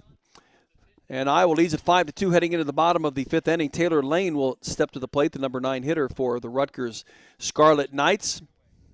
As I mentioned coming into this broadcast, really for Iowa to go into this series and expect nothing less than a sweep to stay near the top of the Big Ten or as close as they can to the top. It would be their entire goal of the weekend. Here's the first pitch from Sarah Lehman that's called strike 1. Sarah with 10 complete games on the season. And she is second in the Big Ten with those 10 complete games.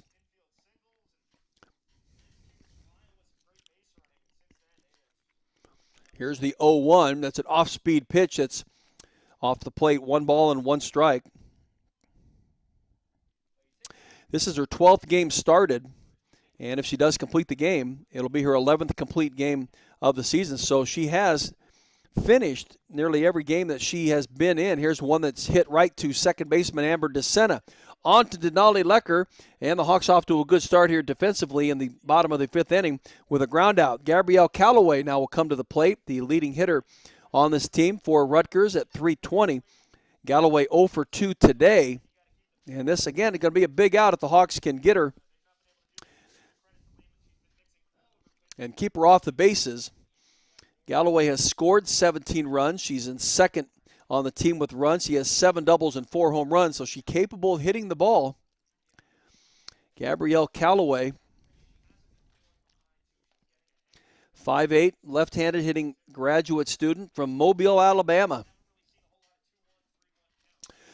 Here's the 1-0 from Sarah Lehman to Gabrielle Callaway. It's a pitch that she'll hit out into left field just over the top of the reach of Grace Baines. Call that a bloop single, but it's still a single, and Callaway on for the first time today. Brings up Kirsten with Stanley. With Stanley, a .228 hitter, 18 of 79 coming into the game, is 1 for 2 today, so she's 19 of 81. She's got a teammate in Gabrielle Callaway in front of her at first base. And with Stanley, the number 2 hitter, the catcher for the Rutgers Scarlet Knights, and a sophomore. Iowa leads 5-2 in the bottom of the 5th. Here is the first pitch that she'll rip just to the left of Grace Baines, and that will move Gabrielle Callaway forward to second base. And now with Stanley on first. 1 out, we go to Anissa Iliopoulos, the number 3 hitter, who's 1 for 2 today and scored. She scored the first run that Rutgers got back in the bottom of the first inning. She also has a stolen base. Iliopoulos hasn't had a lot of stats this season alone, but just kind of building as we go along. As I mentioned, she was the number 2 hitter 2 years ago in 2019, so she's certainly very capable. But she's very capable of hitting the long ball, so Sarah going to have to be careful with her. Here's one that she'll hit between Baines and Sammy Diaz. Can only move Callaway to third with Stanley to second, and now back-to-back-to-back singles by the Rutgers Scarlet Knights here in the bottom of the 5th inning. Loads up the bases, brings up Kayla Bach, the freshman designated player, with 1 out. And now there's a meeting in the circle. I don't see Renee Gillespie has come out to it, but I think the players are talking about where they want to go with it. They can afford to give up a run as opposed to trying to risk a throw home to get the lead runner, just trying to get the best out possible. But if it's a sharply hit ball to an infield player, then they're certainly going to go home and get the force out and not give up the run. Assistant coach Rick Dillinger out in the circle talking with Sarah Lehman and this infield for the Hawks about what they want to do with this at-bat.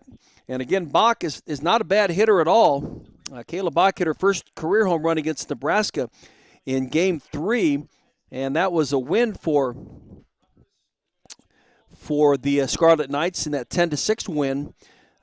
In the Penn State series in Game 1, she hit a 2-run double. That was a 3-2 win, and she also hit a double against Wisconsin. So no question that in her 7 doubles, she has 7, a triple and a home run.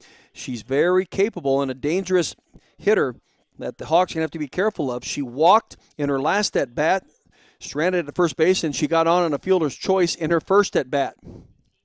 Kayla Bach at the plate. Here is the first pitch to her that's down and away, so it is ball 1. Bases are loaded for the Rutgers Scarlet Knights. There is 1 out. We're in the bottom of the 5th inning. Sarah Lehman in the circle for the Hawks. Trying to get them one at a time here and keep Rutgers from getting any more runs. Here's the 1-0 that's upstairs. 2 balls and no strikes on Kayla Bach, the freshman. She is out of Coatesville, Pennsylvania. Ahead in the count against Sarah Lehman, 2-0. Here's the pitch from Sarah. Pitch that's hit right back up through the circle. 1 run is in. Another run is coming in around third base. And so now it's a 5-4 game as Gabrielle Callaway will score, as will Kirsten with Stanley will score. Iliopoulos moves to third, and Bach with a single, 2 RBI single. And runners at the corners, and it brings up Payton Linkovich. Still a 5-4 Iowa lead and 1 out. Runners at the corners for Rutgers, Payton Linkovich, who popped up to Marissa Peak in her last at-bat and singled in her first at-bat. The number 2 hitter in the lineup for Rutgers at 309 with 30 hits and 97 at-bats coming in. She now is 31 in 81 at-bats, and now the Hawks making a pitching change as Lauren Shaw will be coming in for Iowa. Here in the bottom of the fifth inning, there is one out and two on as she will assume the pitching duty from Sarah Lehman. Lauren taking her warm-up pitches now. So for Sarah, did an admirable job all the way up to at least this point. Hawks did as well as they could to give her the lead and see if she can hang on to it. So Lauren Shaw will be coming in, and the senior from LaGrange, Ohio, the left-handed Lauren Shaw.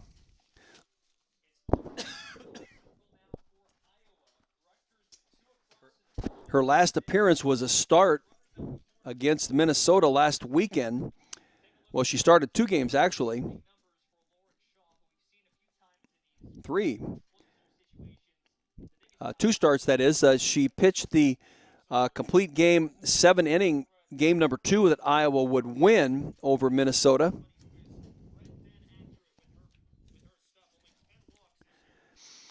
In the Minnesota series, she did pitch 9 2/3 innings, gave up 11 hits, 5 runs, 4 of them were earned. She walked 2 and she struck out 5. She's going to inherit 2 runners on, and it's Payton Linkovich at the plate for Rutgers. Linkovich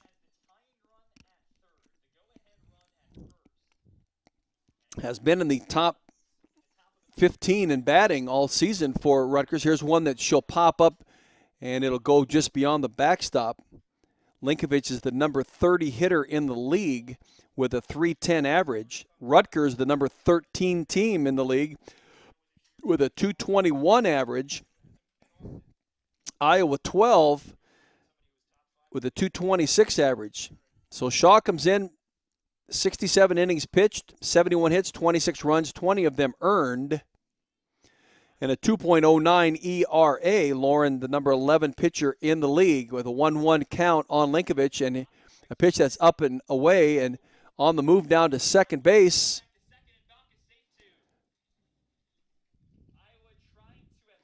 So Kayla Bach moves to second base. Looked to me like we're trying to do a double steal. They kind of made that attempt as it was cut off by Amber DeSena behind the circle. She went quickly to third base, but Iliopoulos went nowhere. They went to second base to try to get Kayla Bach, and she ends up getting the stolen base. So off of the glove of Amber DeSena, but the out is made on Payton Linkovich. So that's the second out, but the score by Anissa Iliopoulos from third base happens, and that ties the game at 5 apiece with 2 outs. That's a nice hit there by Payton Linkovich. She does hit it to the right side. Nothing Iowa could do about it.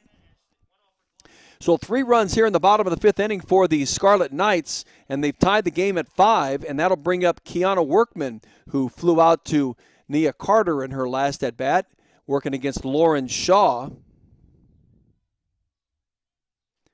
And she promptly fouls one back.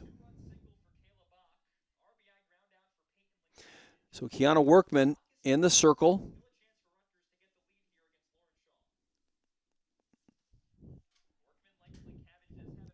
Number 6 hitter and Workman. Here's an off-speed pitch by Lauren Shaw.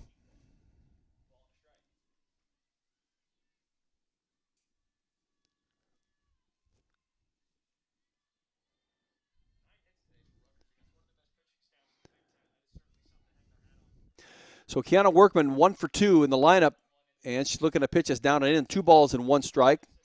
Lauren on the season has started 9 games. This is her 16th appearance that she's made in the circle. Here is the pitch that's hit right to Sammy Diaz, but it gets through her, and backing her up is Grace Baines from short. The long throw across the diamond to Denali Lecker gets Workman before she gets to first base, and that will end the Rutgers Scarlet Knights here in the bottom of the fifth inning, but they get 3 to tie the game up at 5 apiece. We head into the top of the sixth inning, and it'll be Grace Baines, Amber DeSena, Sammy Diaz when play continues.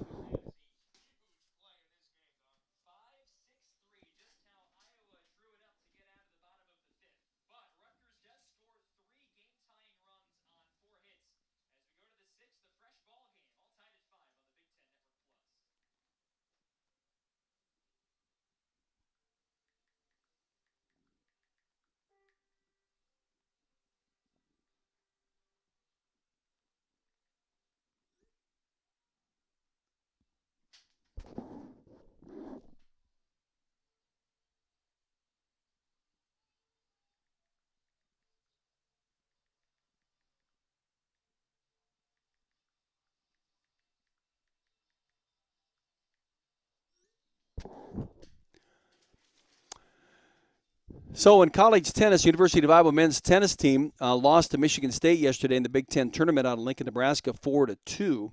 Senior Kareem Alaf made the first team all Big Ten tennis team for the second consecutive season, and senior Will Davies is on the Big Ten Sportsmanship Award for the second consecutive year. On the women's side, the Big Ten's in Madison, they will play tonight at 6 o'clock facing one of the other Big Ten teams, Nebraska, I believe. That's at 6 o'clock tonight. So we go into the top of the fifth inning. What was a 5-2 lead and maybe looking comfortable is now a 5-5 game, and the Hawks got to gear it up again.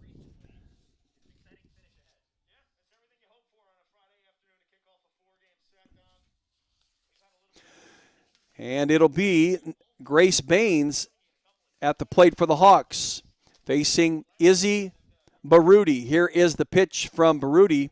That is down and away, so it's 1 ball and no strikes. Baroodi, the graduate transfer.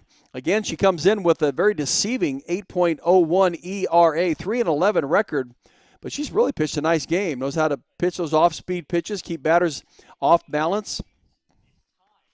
And she is behind the count here, 2 balls and 1 strike to Baines. Baines 0 for 2 in the day. Bounced back to Baroodi in the circle and flew out to third base in her first at-bat. Here is the 1-1 to her that's down and in. Grace hit the first home run of her Hawkeye career last weekend against Minnesota.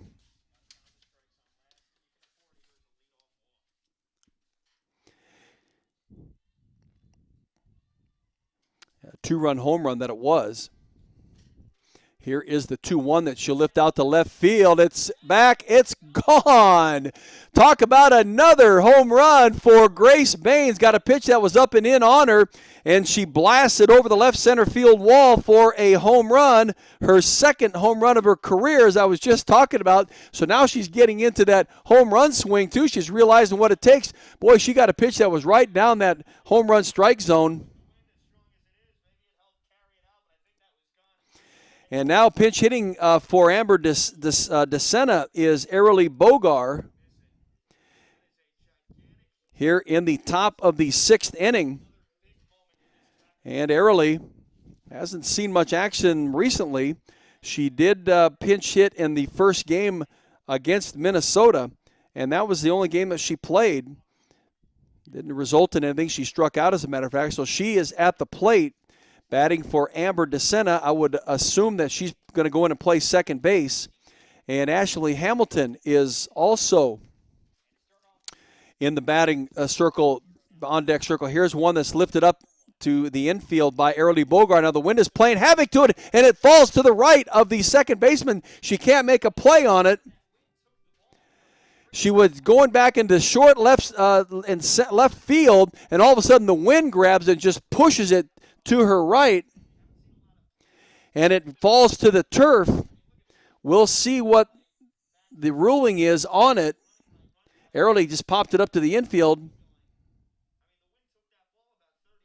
They're going to call it an error.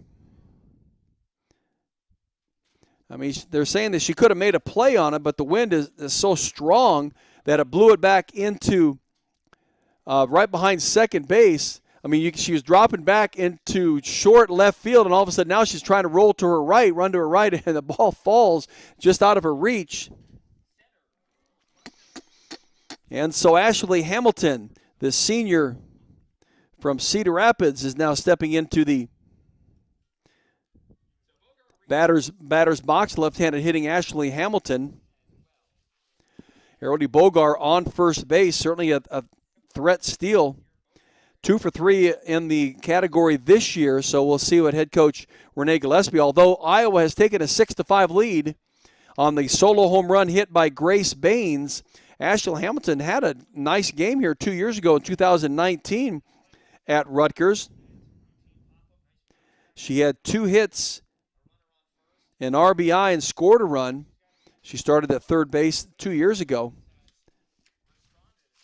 Ashley Hamilton, just a 107 hitter, 3 hits and 28 at-bats coming into this at-bat. She squares to bunt, doesn't bunt, and now Arody Bogart trying to steal second base. A very poor throw, but the second shortstop does a nice job to go after the throw. It was away from her to her left, and she was just able to tag Arody Bogart on the left shoulder before she got to second base on the slide. So that will take out Bogart. 1 out, and Ashley Hamilton will remain at bat. Here's the 1-1 pitch to her that she 2 hops over to the shortstop, Kiana Workman, and that will end Ashley Hamilton's pinch hit at bat. 2 outs, and it brings up Brody Klosterman.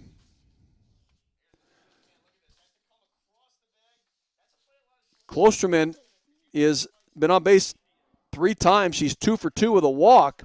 Has scored twice. Iowa leads this game 6-5. We're in the top of the 6th. Grace Baines started off this top of the 6th inning with a solo home run. Here is the first pitch to Klosterman, and she'll lift it out to right center field. Pushing back to center fielder. It's a home run!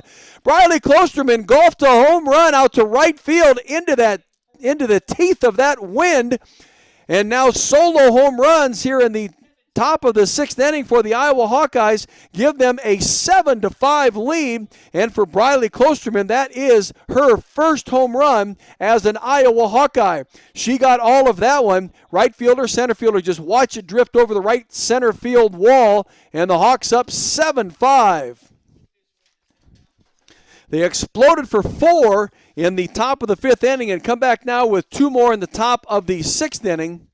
And it will bring up Riley Sheehy. Here's the first pitch to Sheehy with 2 outs. Solo home run for Grace Baines to begin the inning. And then Arody Bogart got on an error, was thrown out at second trying to steal. Ashley Hamilton grounded out to short, and now Briley Klosterman with a solo home run to make it 7-5. Here's the 0-1 to Riley Sheehy, and it is 1 ball and 1 strike. Sheehy is 1 for 2 on the day. She was hit by a pitch in her last at-bat. Forced at second.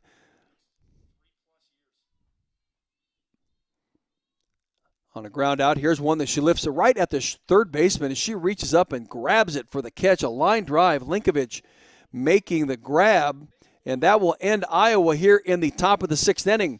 But Iowa takes back the lead. Now it's 7-5 as we head into the bottom of the 6th. And it's the bottom of the order, 7, 8, and 9 for the Rutgers Scarlet Knights when play continues. Let's see if the Hawks can't shut it down here and get to the top of the 7th inning and add another run or 2. 7-5 Iowa leading Rutgers heading into the bottom of the 6th.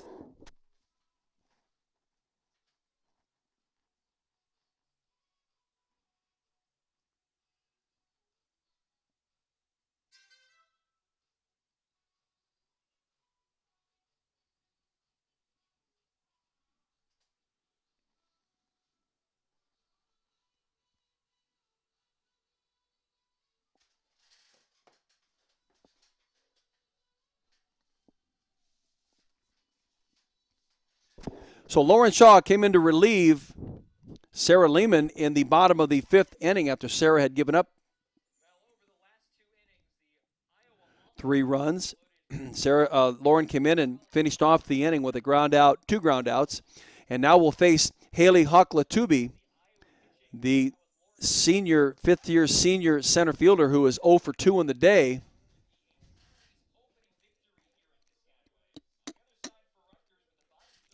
7-5 Iowa. We're in the top of the 6th inning. And it's near the bottom of the order for Rutgers, the number 7 hitter in Hawkeye. Hawkeye, a .213 hitter, 10 of 47 coming into the series. She's now 10 of 49. She's 0 for 2 today. She does have a double to her credit. Hawkeye last year was just a 100 here. That in the pandemic-shortened season. Started 7 of 19 games. And Hawkeye played in 52 games 3 years ago, back in 2019. Here is the 1-1 from Lauren Shaw, one that's hit out to left field, just off the left field line and foul. Again, this Rutgers softball complex looking very nice. They've gone to an artificial surface that you can play on it in pretty much any weather. They built up the walls around, making them that much more nice. Here's the 1-2 from Shaw, an off-speed pitch that's hit right to Arely Bogar, who has come in to play second base for Amber DeSena. And she'll flip it over to Denali Lecker for the first out in the bottom of the 6th inning. That'll bring up Taylor Fawcett. Fawcett flew out to Riley Sheehy in her last at-bat and doubled in her first at-bat and was stranded at third base.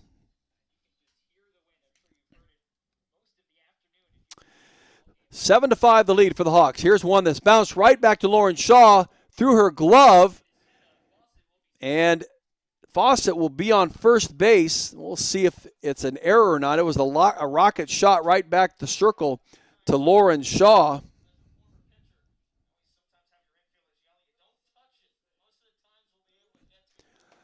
And it bounced just behind the circle. Baines unable to get to it, so a single is issued to Taylor Fawcett. Brings up Taylor Lane. Lane, the junior second baseman, 0 for 2 in the day, and the number 9 hitter. Here is the first pitch from Lauren Shaw, an off-speed breaking pitch that doesn't cross the plate as a strike. So 1 ball and no strikes. 1 out. We're in the bottom of the 6th inning.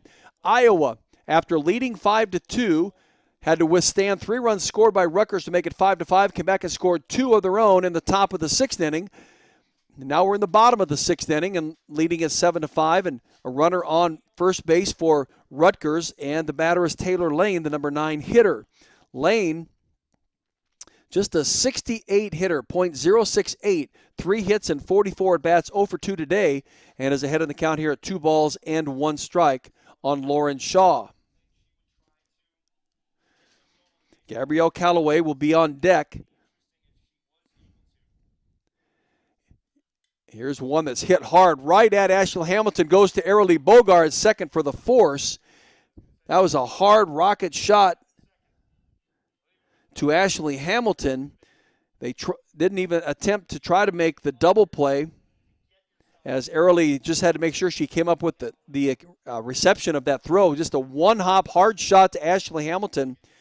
And that'll bring up Gabrielle Callaway, the number 1 hitter on the team. The leadoff hitter, the number 1 hitter, the left-handed hitting Callaway. She singled and scored in her last at-bat. She was part of the 3 consecutive singles that ended up with some runs. Here's one that she'll lift down the left field line and foul. Kayla Bach had a 2 RBI single in her at-bat that did score both Callaway and Kirsten Winstanley. And the third run would score on the ground out by Payton Linkovich. 7-5 the lead for the Hawks. We're in the bottom of the 6th inning. Here's the 0-1 to Gabrielle Callaway, just off the plate on the inside. Good spot by Lauren Shaw. Trying to get that ball inside, doesn't get the call from the umpire. So she's looking at a 1-1 count.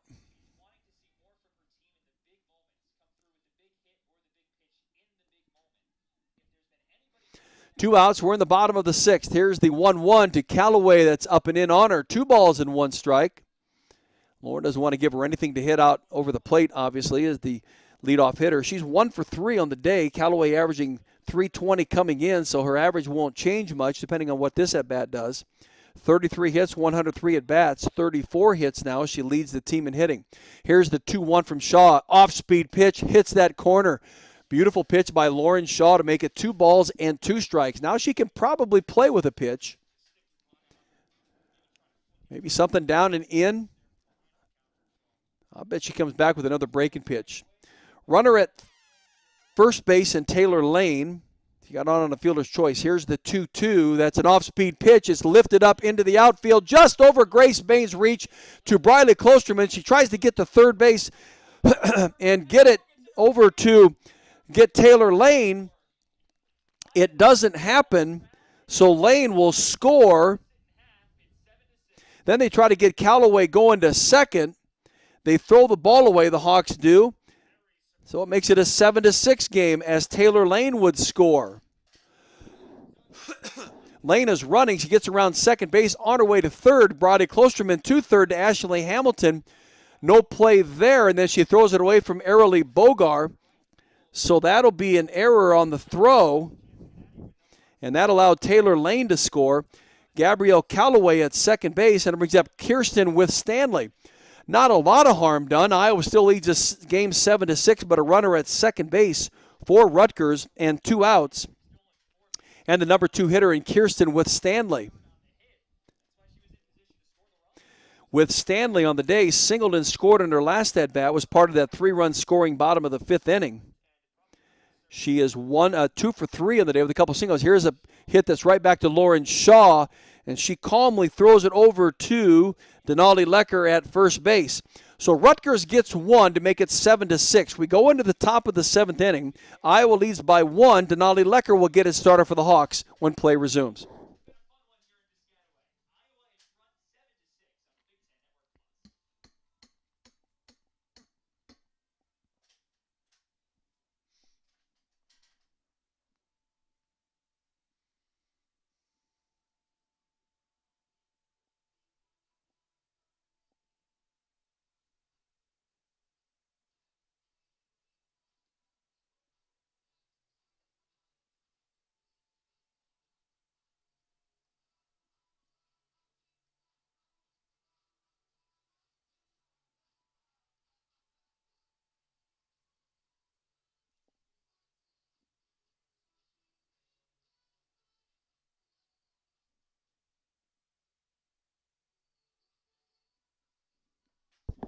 Well, the University of Iowa soccer team continues to lead this game 1-0.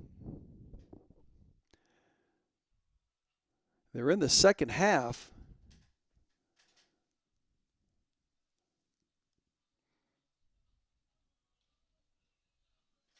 Try to get an update for you before the end of this broadcast.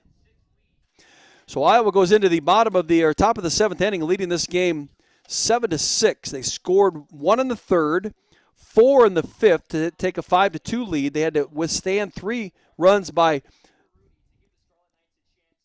Rutgers to tie the game at 5, and then Iowa scored 2 more in the top of the 6th inning. 2 solo home runs, Grace Bains and Briley Klosterman, and now it's Denali Lecker with a pitch from Izzy Baroodi to Denali Lecker. Lecker on the day is 0 for 3, 3 consecutive walks by Denali Lecker. She scored on the 3rd walk. Here is the 1-0 to her that's off the plate, 1 ball and no strikes. Denali on a 3-game hitting streak coming into the game today.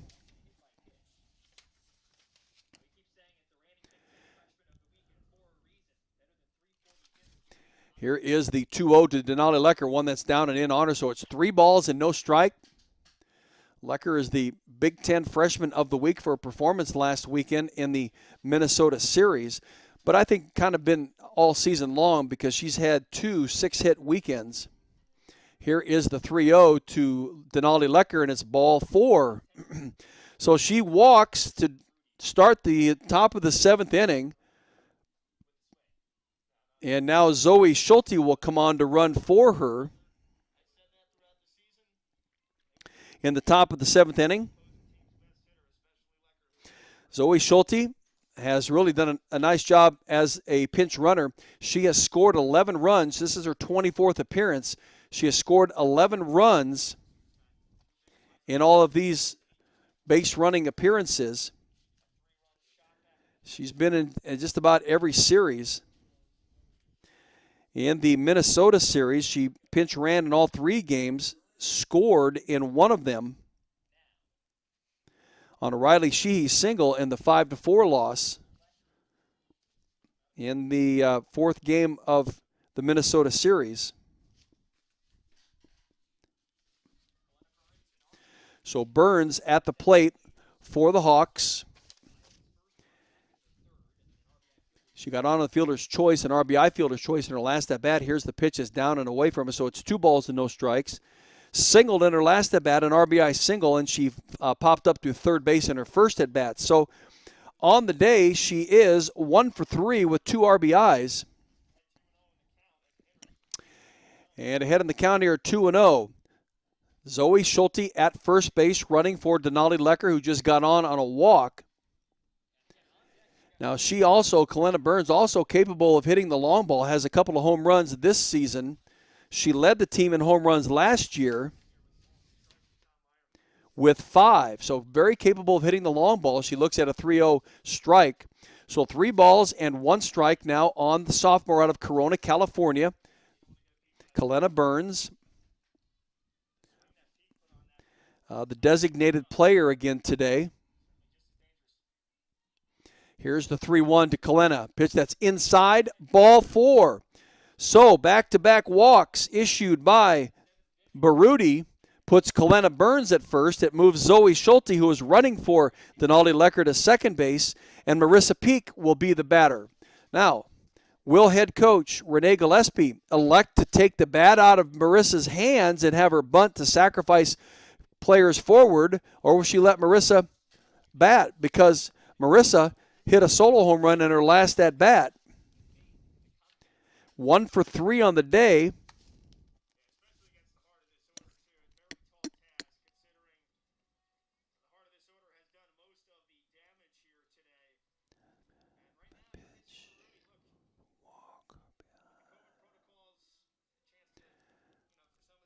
So Marissa Peak hit a 3-run home run in her last at-bat.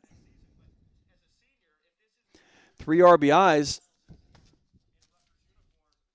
And she's at the plate with runners at teammates at first and second. Kellena Burns at first. Zoe Schulte running for Denali Lecker is at second base. And Marissa Peak at the plate. Iowa leads 7-6. Nobody out top of the 7th. She squares the bunt, puts it down on the turf, but it's foul. Excellent bunt by Marissa. Probably would have been thrown out, but the runners would have been advanced to second and third. We'll see if head coach Renee Gillespie has her pull the bat back and take a good wallop at it. At least put it in play. Find a gap to put it in.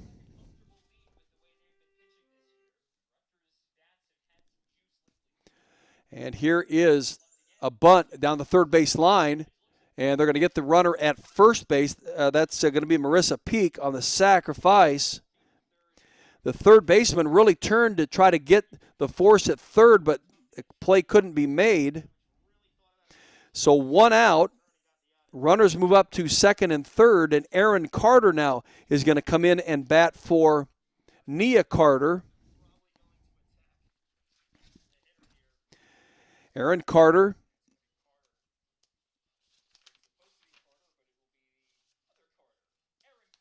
Aaron Carter had a last bat against the Indiana Hoosiers. So Aaron Carter now will come in and bat for Nia Carter. With runners on second and third, Carter will lift it to the shortstop out into left field, short left field. And just like that, the official at bat for Aaron Carter ends in a pop-up to third, and it's 2 outs. It'll bring up Grace Baines. Grace hit a home run, a solo home run in her last at-bat. And Baines on the day, 1 for 3. Here is the first pitch to her. And his pitch is down and away, so it's 1 ball and no strikes. Runners at second and third. It's Kellena Burns at second and Zoe Schulte at third. Even just a simple base hit.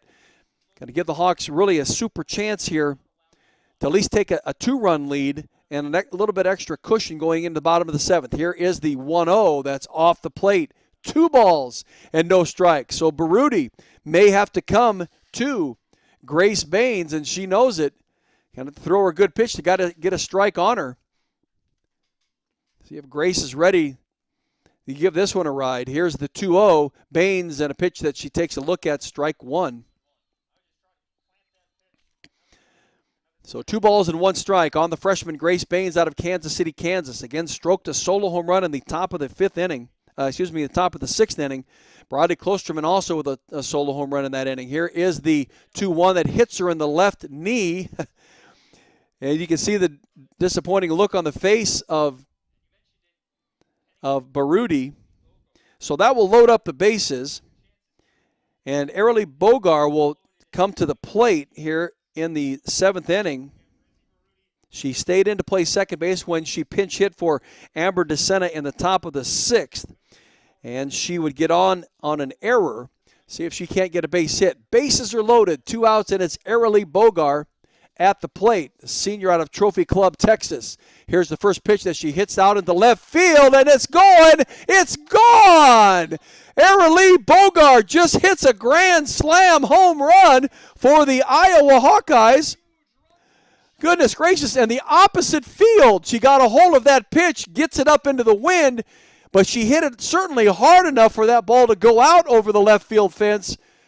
And she just hits a home run for herself and for Arely Bogar in her career. That is just her 3rd home run of her career and her first grand slam of that career. And this really gives the Hawks a huge cushion in this game as she scored Grace Baines, as she scored Kellena Burns, and as she scored Zoe Schulte. Oh, my goodness, what a play by Arely Bogar. Nice hit. She got all of that one and hit it out into left field. And it's now a 11-6 lead for the Hawks, and Ashley Hamilton at the plate. What a hit by Arely Bogar. Couldn't come at a better time. And who would ever thought it would have been to the opposite field like it was? You could just see the left fielder out there, Anissa Iliopoulos, just turn and watch it go over her head. The wind did carry it some, but Arely was able to get enough of the fat part of the bat on that one and just went with the pitch because it was outside. Here's the 1-1 to Ashley Hamilton. With 2 outs, we're in the top of the 7th inning. When Rutgers comes to bat in the bottom of the 7th, they'll have batters 3, 4, and 5, and they've been productive in the middle part of their order here today. Here's the 2-1 to Ashley Hamilton, a pitch that she takes a cut at and misses. So 2 balls and 2 strikes to the senior Ashley Hamilton out of Cedar Rapids, Kennedy. Again, it is a bases-loaded home run by Arely Bogar, her 3rd home run of her career. Here's one that Hamilton will swing and foul it back into the press box. But it gives the Hawks a 5-run cushion, 11-6, here in the top of the 7th inning. Baroodi has given up 3 home runs here today, 2 solos and the grand slam. Here's the inside pitch. It's 3 balls and 2 strikes. You could tell Izzy Baroodi was wanting that pitch, but the umpire not going to give it to her. Just a little bit inside. So it's 2 balls and 2 strikes on Ashley Hamilton.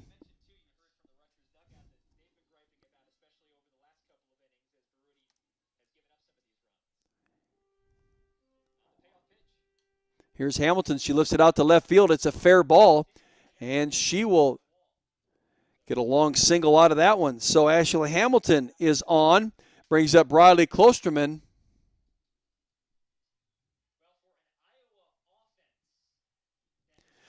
And Klosterman, in her last at-bat, hit a solo home run.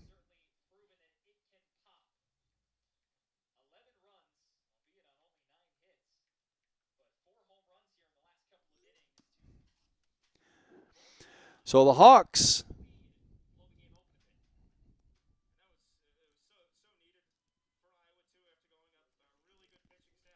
three home runs here in this game.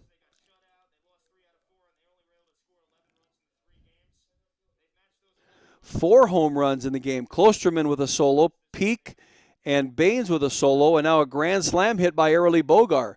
Bradley Klosterman, who hit one in the top of the 6th inning at the plate. Iowa leads 11-6, and an off-speed pitch that's down and away from Briley. 1 ball to no strikes. Ashley Hamilton just picked up the first hit that she's had. Here is the 1-0 that she hits right to the shortstop, and she'll make the force out. Ashley Hamilton's last hit was in the Purdue series way back at the end of March, so Hamilton had been on a hitless streak for quite a while. That will end the Hawks here in the top of the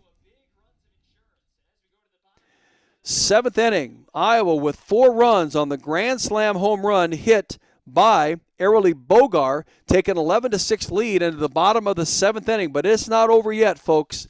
Got to get through this bottom of the 7th inning before the Hawks can celebrate a victory here in Piscataway against the Rutgers Scarlet Knights.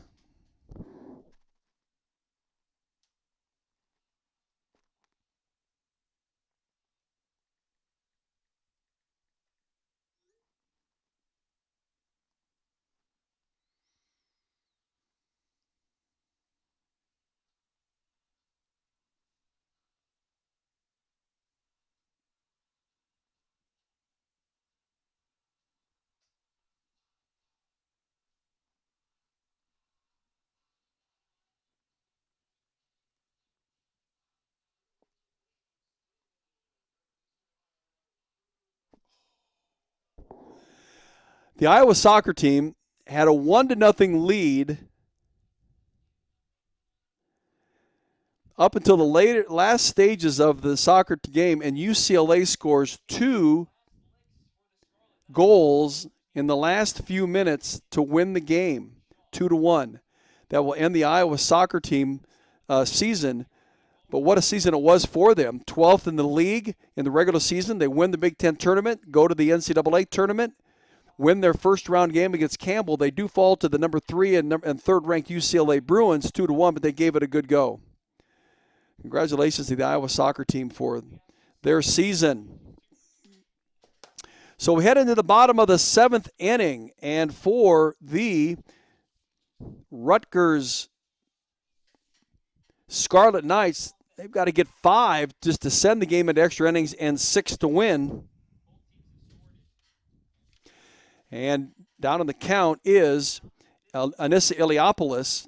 Iliopoulos on the day is 2 for 3, a couple of singles, and she scored after both of those singles, so she's very productive in the number 3 spot for the Rutgers Scarlet Knights. But again, they got a long way to go in this one. Lauren Shaw in the circle. She came in for Sarah Lehman in the bottom of the 5th inning. She's given up a run and a couple of hits. And now they're kind of waiting for the wind. It gusts up to 35, maybe 40 miles an hour, but it's steady at 20 to 30. And so Lauren Shaw just kind of waiting for anything to happen. Grace Baines lost the visor she had on her head. The wind blew it away, and they had to chase it down. So she's back into position. Here's the 1-2 that's hit right to Grace Baines. She'll dive, make a play, but she won't have a throw. And so a base hit for Anissa Iliopoulos, her 3rd of the day, will put her on first base. With 11-6 game, with Iowa on top, Rutgers going to try to mount a threat here. Kayla Bach will step to the plate. In Bach's last at bat, she singled a 2 RBI single. She has Anissa Iliopoulos in front of her at first base, nobody out. This is the bottom of the 7th inning. Iowa leads 11-6. Here's the first pitch from Lauren Shaw that's down and away. So 1 ball and no strikes on the freshman Kayla Bach. She's a designated player today. She got on the fielder's choice and scored back in the 1st inning. She walked and was forced at second in her 2nd at bat. Oh, actually, it was Gabby Henry that pinch ran for her, was trying to steal second. And then Bach came back in and batted in the bottom of the 5th inning and singled, a 2 RBI single. Here she is in the bottom of the 7th inning. Ahead of the count at 1 ball and no strikes. Here's the pitch from Shaw. Pitch that is strike 1 on that inside corner. Nice spot by Lauren Shaw to get that first strike on this batter. Nobody out. We're in the bottom of the 7th inning. Anissa Iliopoulos is at first base after just singling for Rutgers.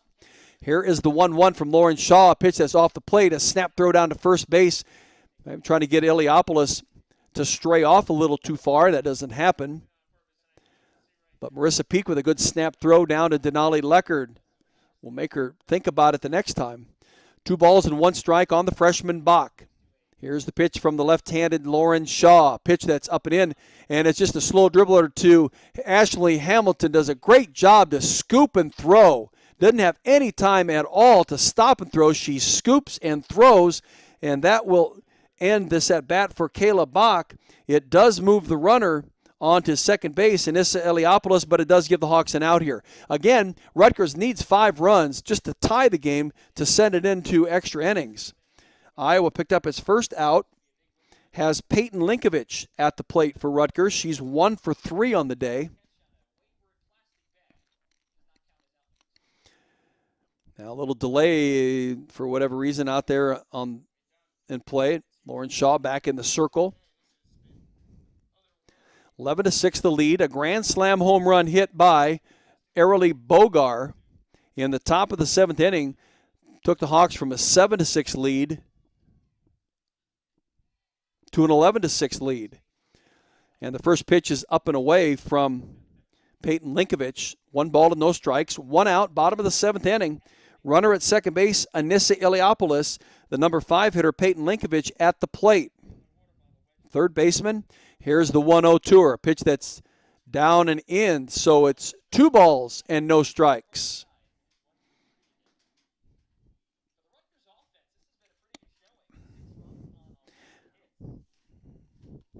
Payton Linkovich. Here is the 2-0 to her that's inside on her. Now Linkovich, the second leading hitter on this team for Rutgers at 309, 30 hits and 97 at-bats coming into the game. Again, 1 for 3, so she's 31 of 100. She's got 4 doubles, a triple, and 2 home runs. Here's the 3-0 to her that's called strike 1 right down the middle, as Lauren Shaw had to throw a strike. Linkovich hit the second home run of the season against Wisconsin. The second home run of the Wisconsin series. It was the 3rd of her career. Here is the 3-1 that's up and in, and now Lauren Shaw has walked a runner. Puts runners at first and second, and 1 out, and it brings up Kiana Workman. Workman grounded out to Baines in her last at-bat, flew out to Nia Carter in right field in her second at-bat, and singled all the way back in the first inning. And she has teammates in front of her at first and second base. 11-6 the lead for the Hawks. Here's the first pitch to her that's inside. You see Lauren Shaw trying to figure out where, other than right down the middle, where's that strike zone? How far does it stretch? Here's the 1-0, and it's a pitch that is bounced, fouled on the third base line by Kiana Workman. Workman, the graduate senior shortstop. In the first weekend that they played, she scored 5 runs in the game-winning run against Purdue. Here's the 1-1 that now becomes 1 ball and 2 strikes. Scored the game-winning run in the bottom of the 7th inning to defeat Purdue. And the Rutgers Scarlet Knights took both games from Purdue, 12-9 and 6-5 in that weekend. Here's the off-speed pitch. Those games also down in Leesburg, Florida, where the Hawks were playing that very same weekend. The first weekend for all the teams were only 2-game series against the 3 teams they played. The next time they went down were 3-game series against the 2 teams they played, and then they started playing on-campus 4-game series. Here is the 2-2 that's lifted out to right field, and it's a fair ball down the right field line. Nia Carter there to pick it up quickly into the infield to Arilee Bogar. She'll bring it, walk it in. And so a 2-run double. Anissa Iliopoulos will score from second. Payton Linkovich will score from first. And Kiana Workman with an opposite field double. 2 RBI double down the right field line. She just reached out and poked it. It wasn't as if it was a bad pitch, but Workman does a nice job to get the bat out on it and just put it well enough into the outfield down the right field line and just in fair play to score 2 in front of her. That is Payton Linkovich and Anissa Iliopoulos. And now it's become an 11-8 game with 1 out, and it's Haley Haklatoubi at the plate for the Rutgers Scarlet Knights. Head coach Renee Gillespie out on the circle to talk with this infield. They got 1 out. Just got to try to get outs one at a time here. Be a runner at first base. Haley Haklatoubi is 0 for 3 on the day. Haklatoubi, she's a 4-year player. 10 of 47 hits coming in. Last year in the pandemic-shortened season, Haklatoubi just had 2 hits and 20 at-bats. 2 years ago, 5 hits and 55 at-bats, although played in all 52 games. And Haklatoubi back in 2018 started and played all 46 games, batted .243, 33 hits, 136 at-bats. That's, again, this is 3 years ago. So she certainly is capable of putting the bat on the ball, putting it into play. 1 out, bottom of the 7th. Hawks lead 11-8. 2 runs in for Rutgers. And it's the number 7 hitter in Haklatoubi working against the left-handed Lauren Shaw. Rutgers did this very same thing back in the 5th inning when they trailed 5-2. Came back with 3 runs in the bottom of the 5th to tie the game at 5s. Here is the 1-0 that's up and in on her, so it's 2 balls and no strikes. Iowa would regain the lead in the 6th with 2 runs to make it 7-5. Rutgers would plate 1 in the bottom of the 6th to make it 7-6. Iowa with a grand slam home run from Arilee Bogar in the top of the 7th to make it 11-6. Now it's 11-8. Here's a pitch that's called strike 1 on that outside corner.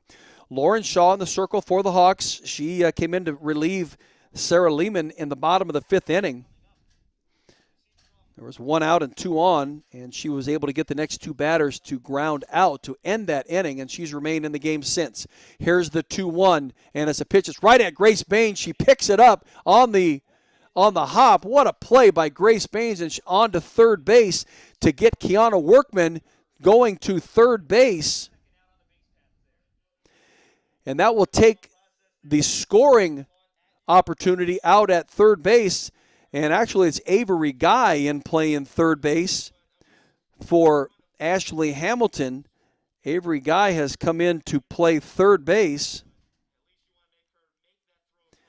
Ashley Hamilton had a pinch hit for Sammy Diaz and then came in and played an inning. And Avery Guy now, she's the one that put the tag on Kiana Workman at third base. So 2 outs, runner at first base, and Haley Haklatoubi and Taylor Fawcett at the plate. Fawcett 2 for 3 on the day, a double and a single. 11-8 the lead for the Hawks. We're in the bottom of the 7th inning. If Iowa can get the out here, it gets that first game win, at least gets the first one out of the way on a very windy day in Piscataway, New Jersey. The rest of the weekend really doesn't look too bad. Here's the 1-1, an off-speed pitch across the plate. Nice pitch by Lauren Shaw. Freezes the batter at the plate.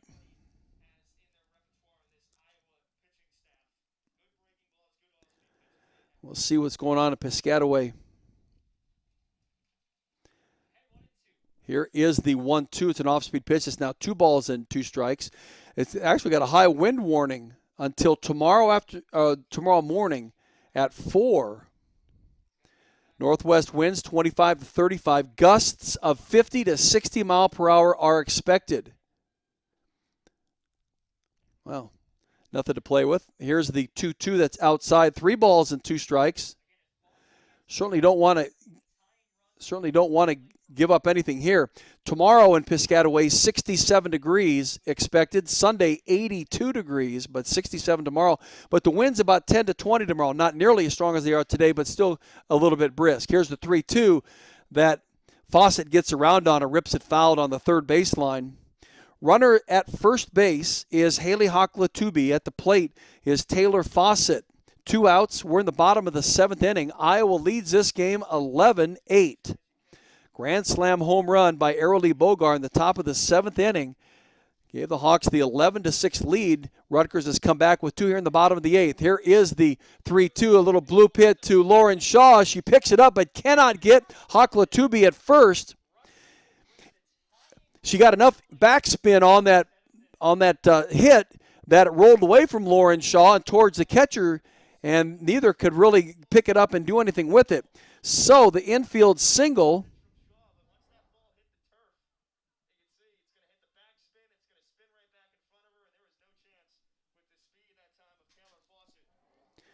So runners at first and second. And it brings up Taylor Lane. An 11-8 game. Okay, so they're going to bring in a pinch hitter.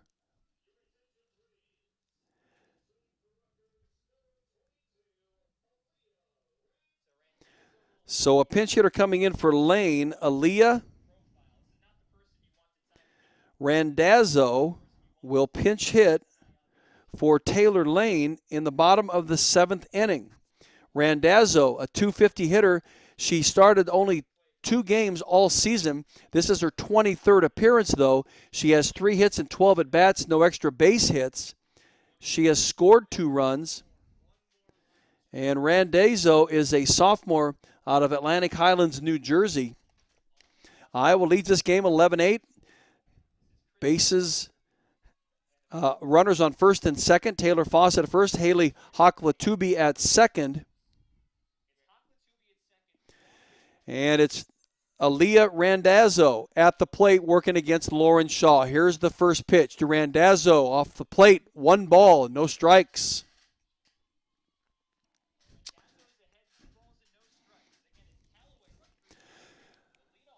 So 2 outs, bottom of the 7th. Iowa leading 11-8, 2 balls and no strikes on Randazzo. Here is the pitch to her. Now it's 3 balls and no strikes. Lauren going to have to come right down the pipe to her to get a strike on her. Either that or it's a walk, and then it becomes the number 9 hitter. Actually, it comes at the top of the order in Gabrielle Callaway. Here is the 3-0 that hits her. And so now the bases will be loaded. And it's Gabrielle Callaway coming to the plate. Callaway has singled twice. He's 2 for 4. Callaway is on the season now 35 of 107. So her batting average from 320 will be right around the same 320. She does have 7 doubles, and she has belted 4 home runs on the season. So there's no question that she is definitely a threat here to give Rutgers the win if she can get the right long ball to hit. Again, Iowa led 11-6 going into the bottom of the 7th inning. Rutgers has been able to get 2 runs. They started off with a single by Iliopoulos, and then a walk to Payton Linkovich. A double scored them both by Kiana Workman. Workman was forced out at third for the second out, and since then it's been single by Haley Iliopoulos and a single by Taylor Fawcett and a hit batter in Aaliyah Randazzo, and it brings up Gabrielle Callaway with the bases loaded. Her 505 slugging percentage for Callaway. Here is the first pitch, one that's down and in.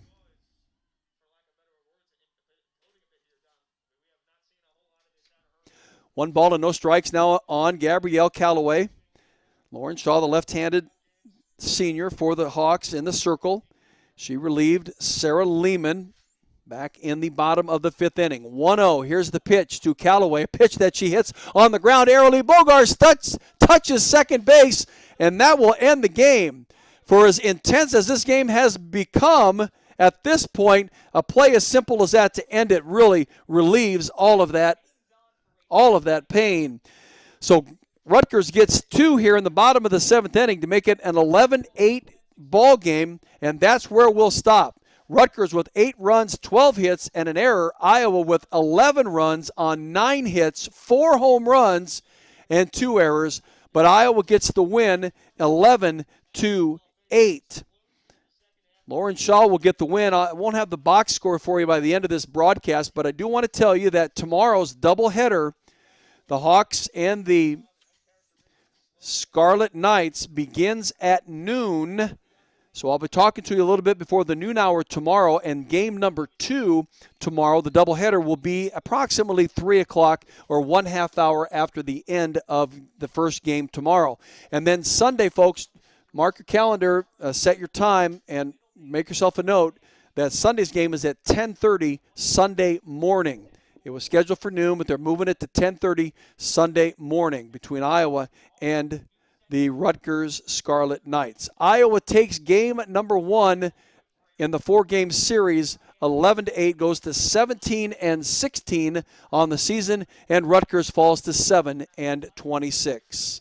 I'm Jerry Koala. Thanks for tuning in here this afternoon in this wonderful Iowa win over the Rutgers Scarlet Knights. Games number 2 and 3 tomorrow at noon and approximately 3 o'clock. Have yourself a great Friday night. I'll talk to you again tomorrow morning right here on Hawkeye Radio Net YouTube channel. Have a great night.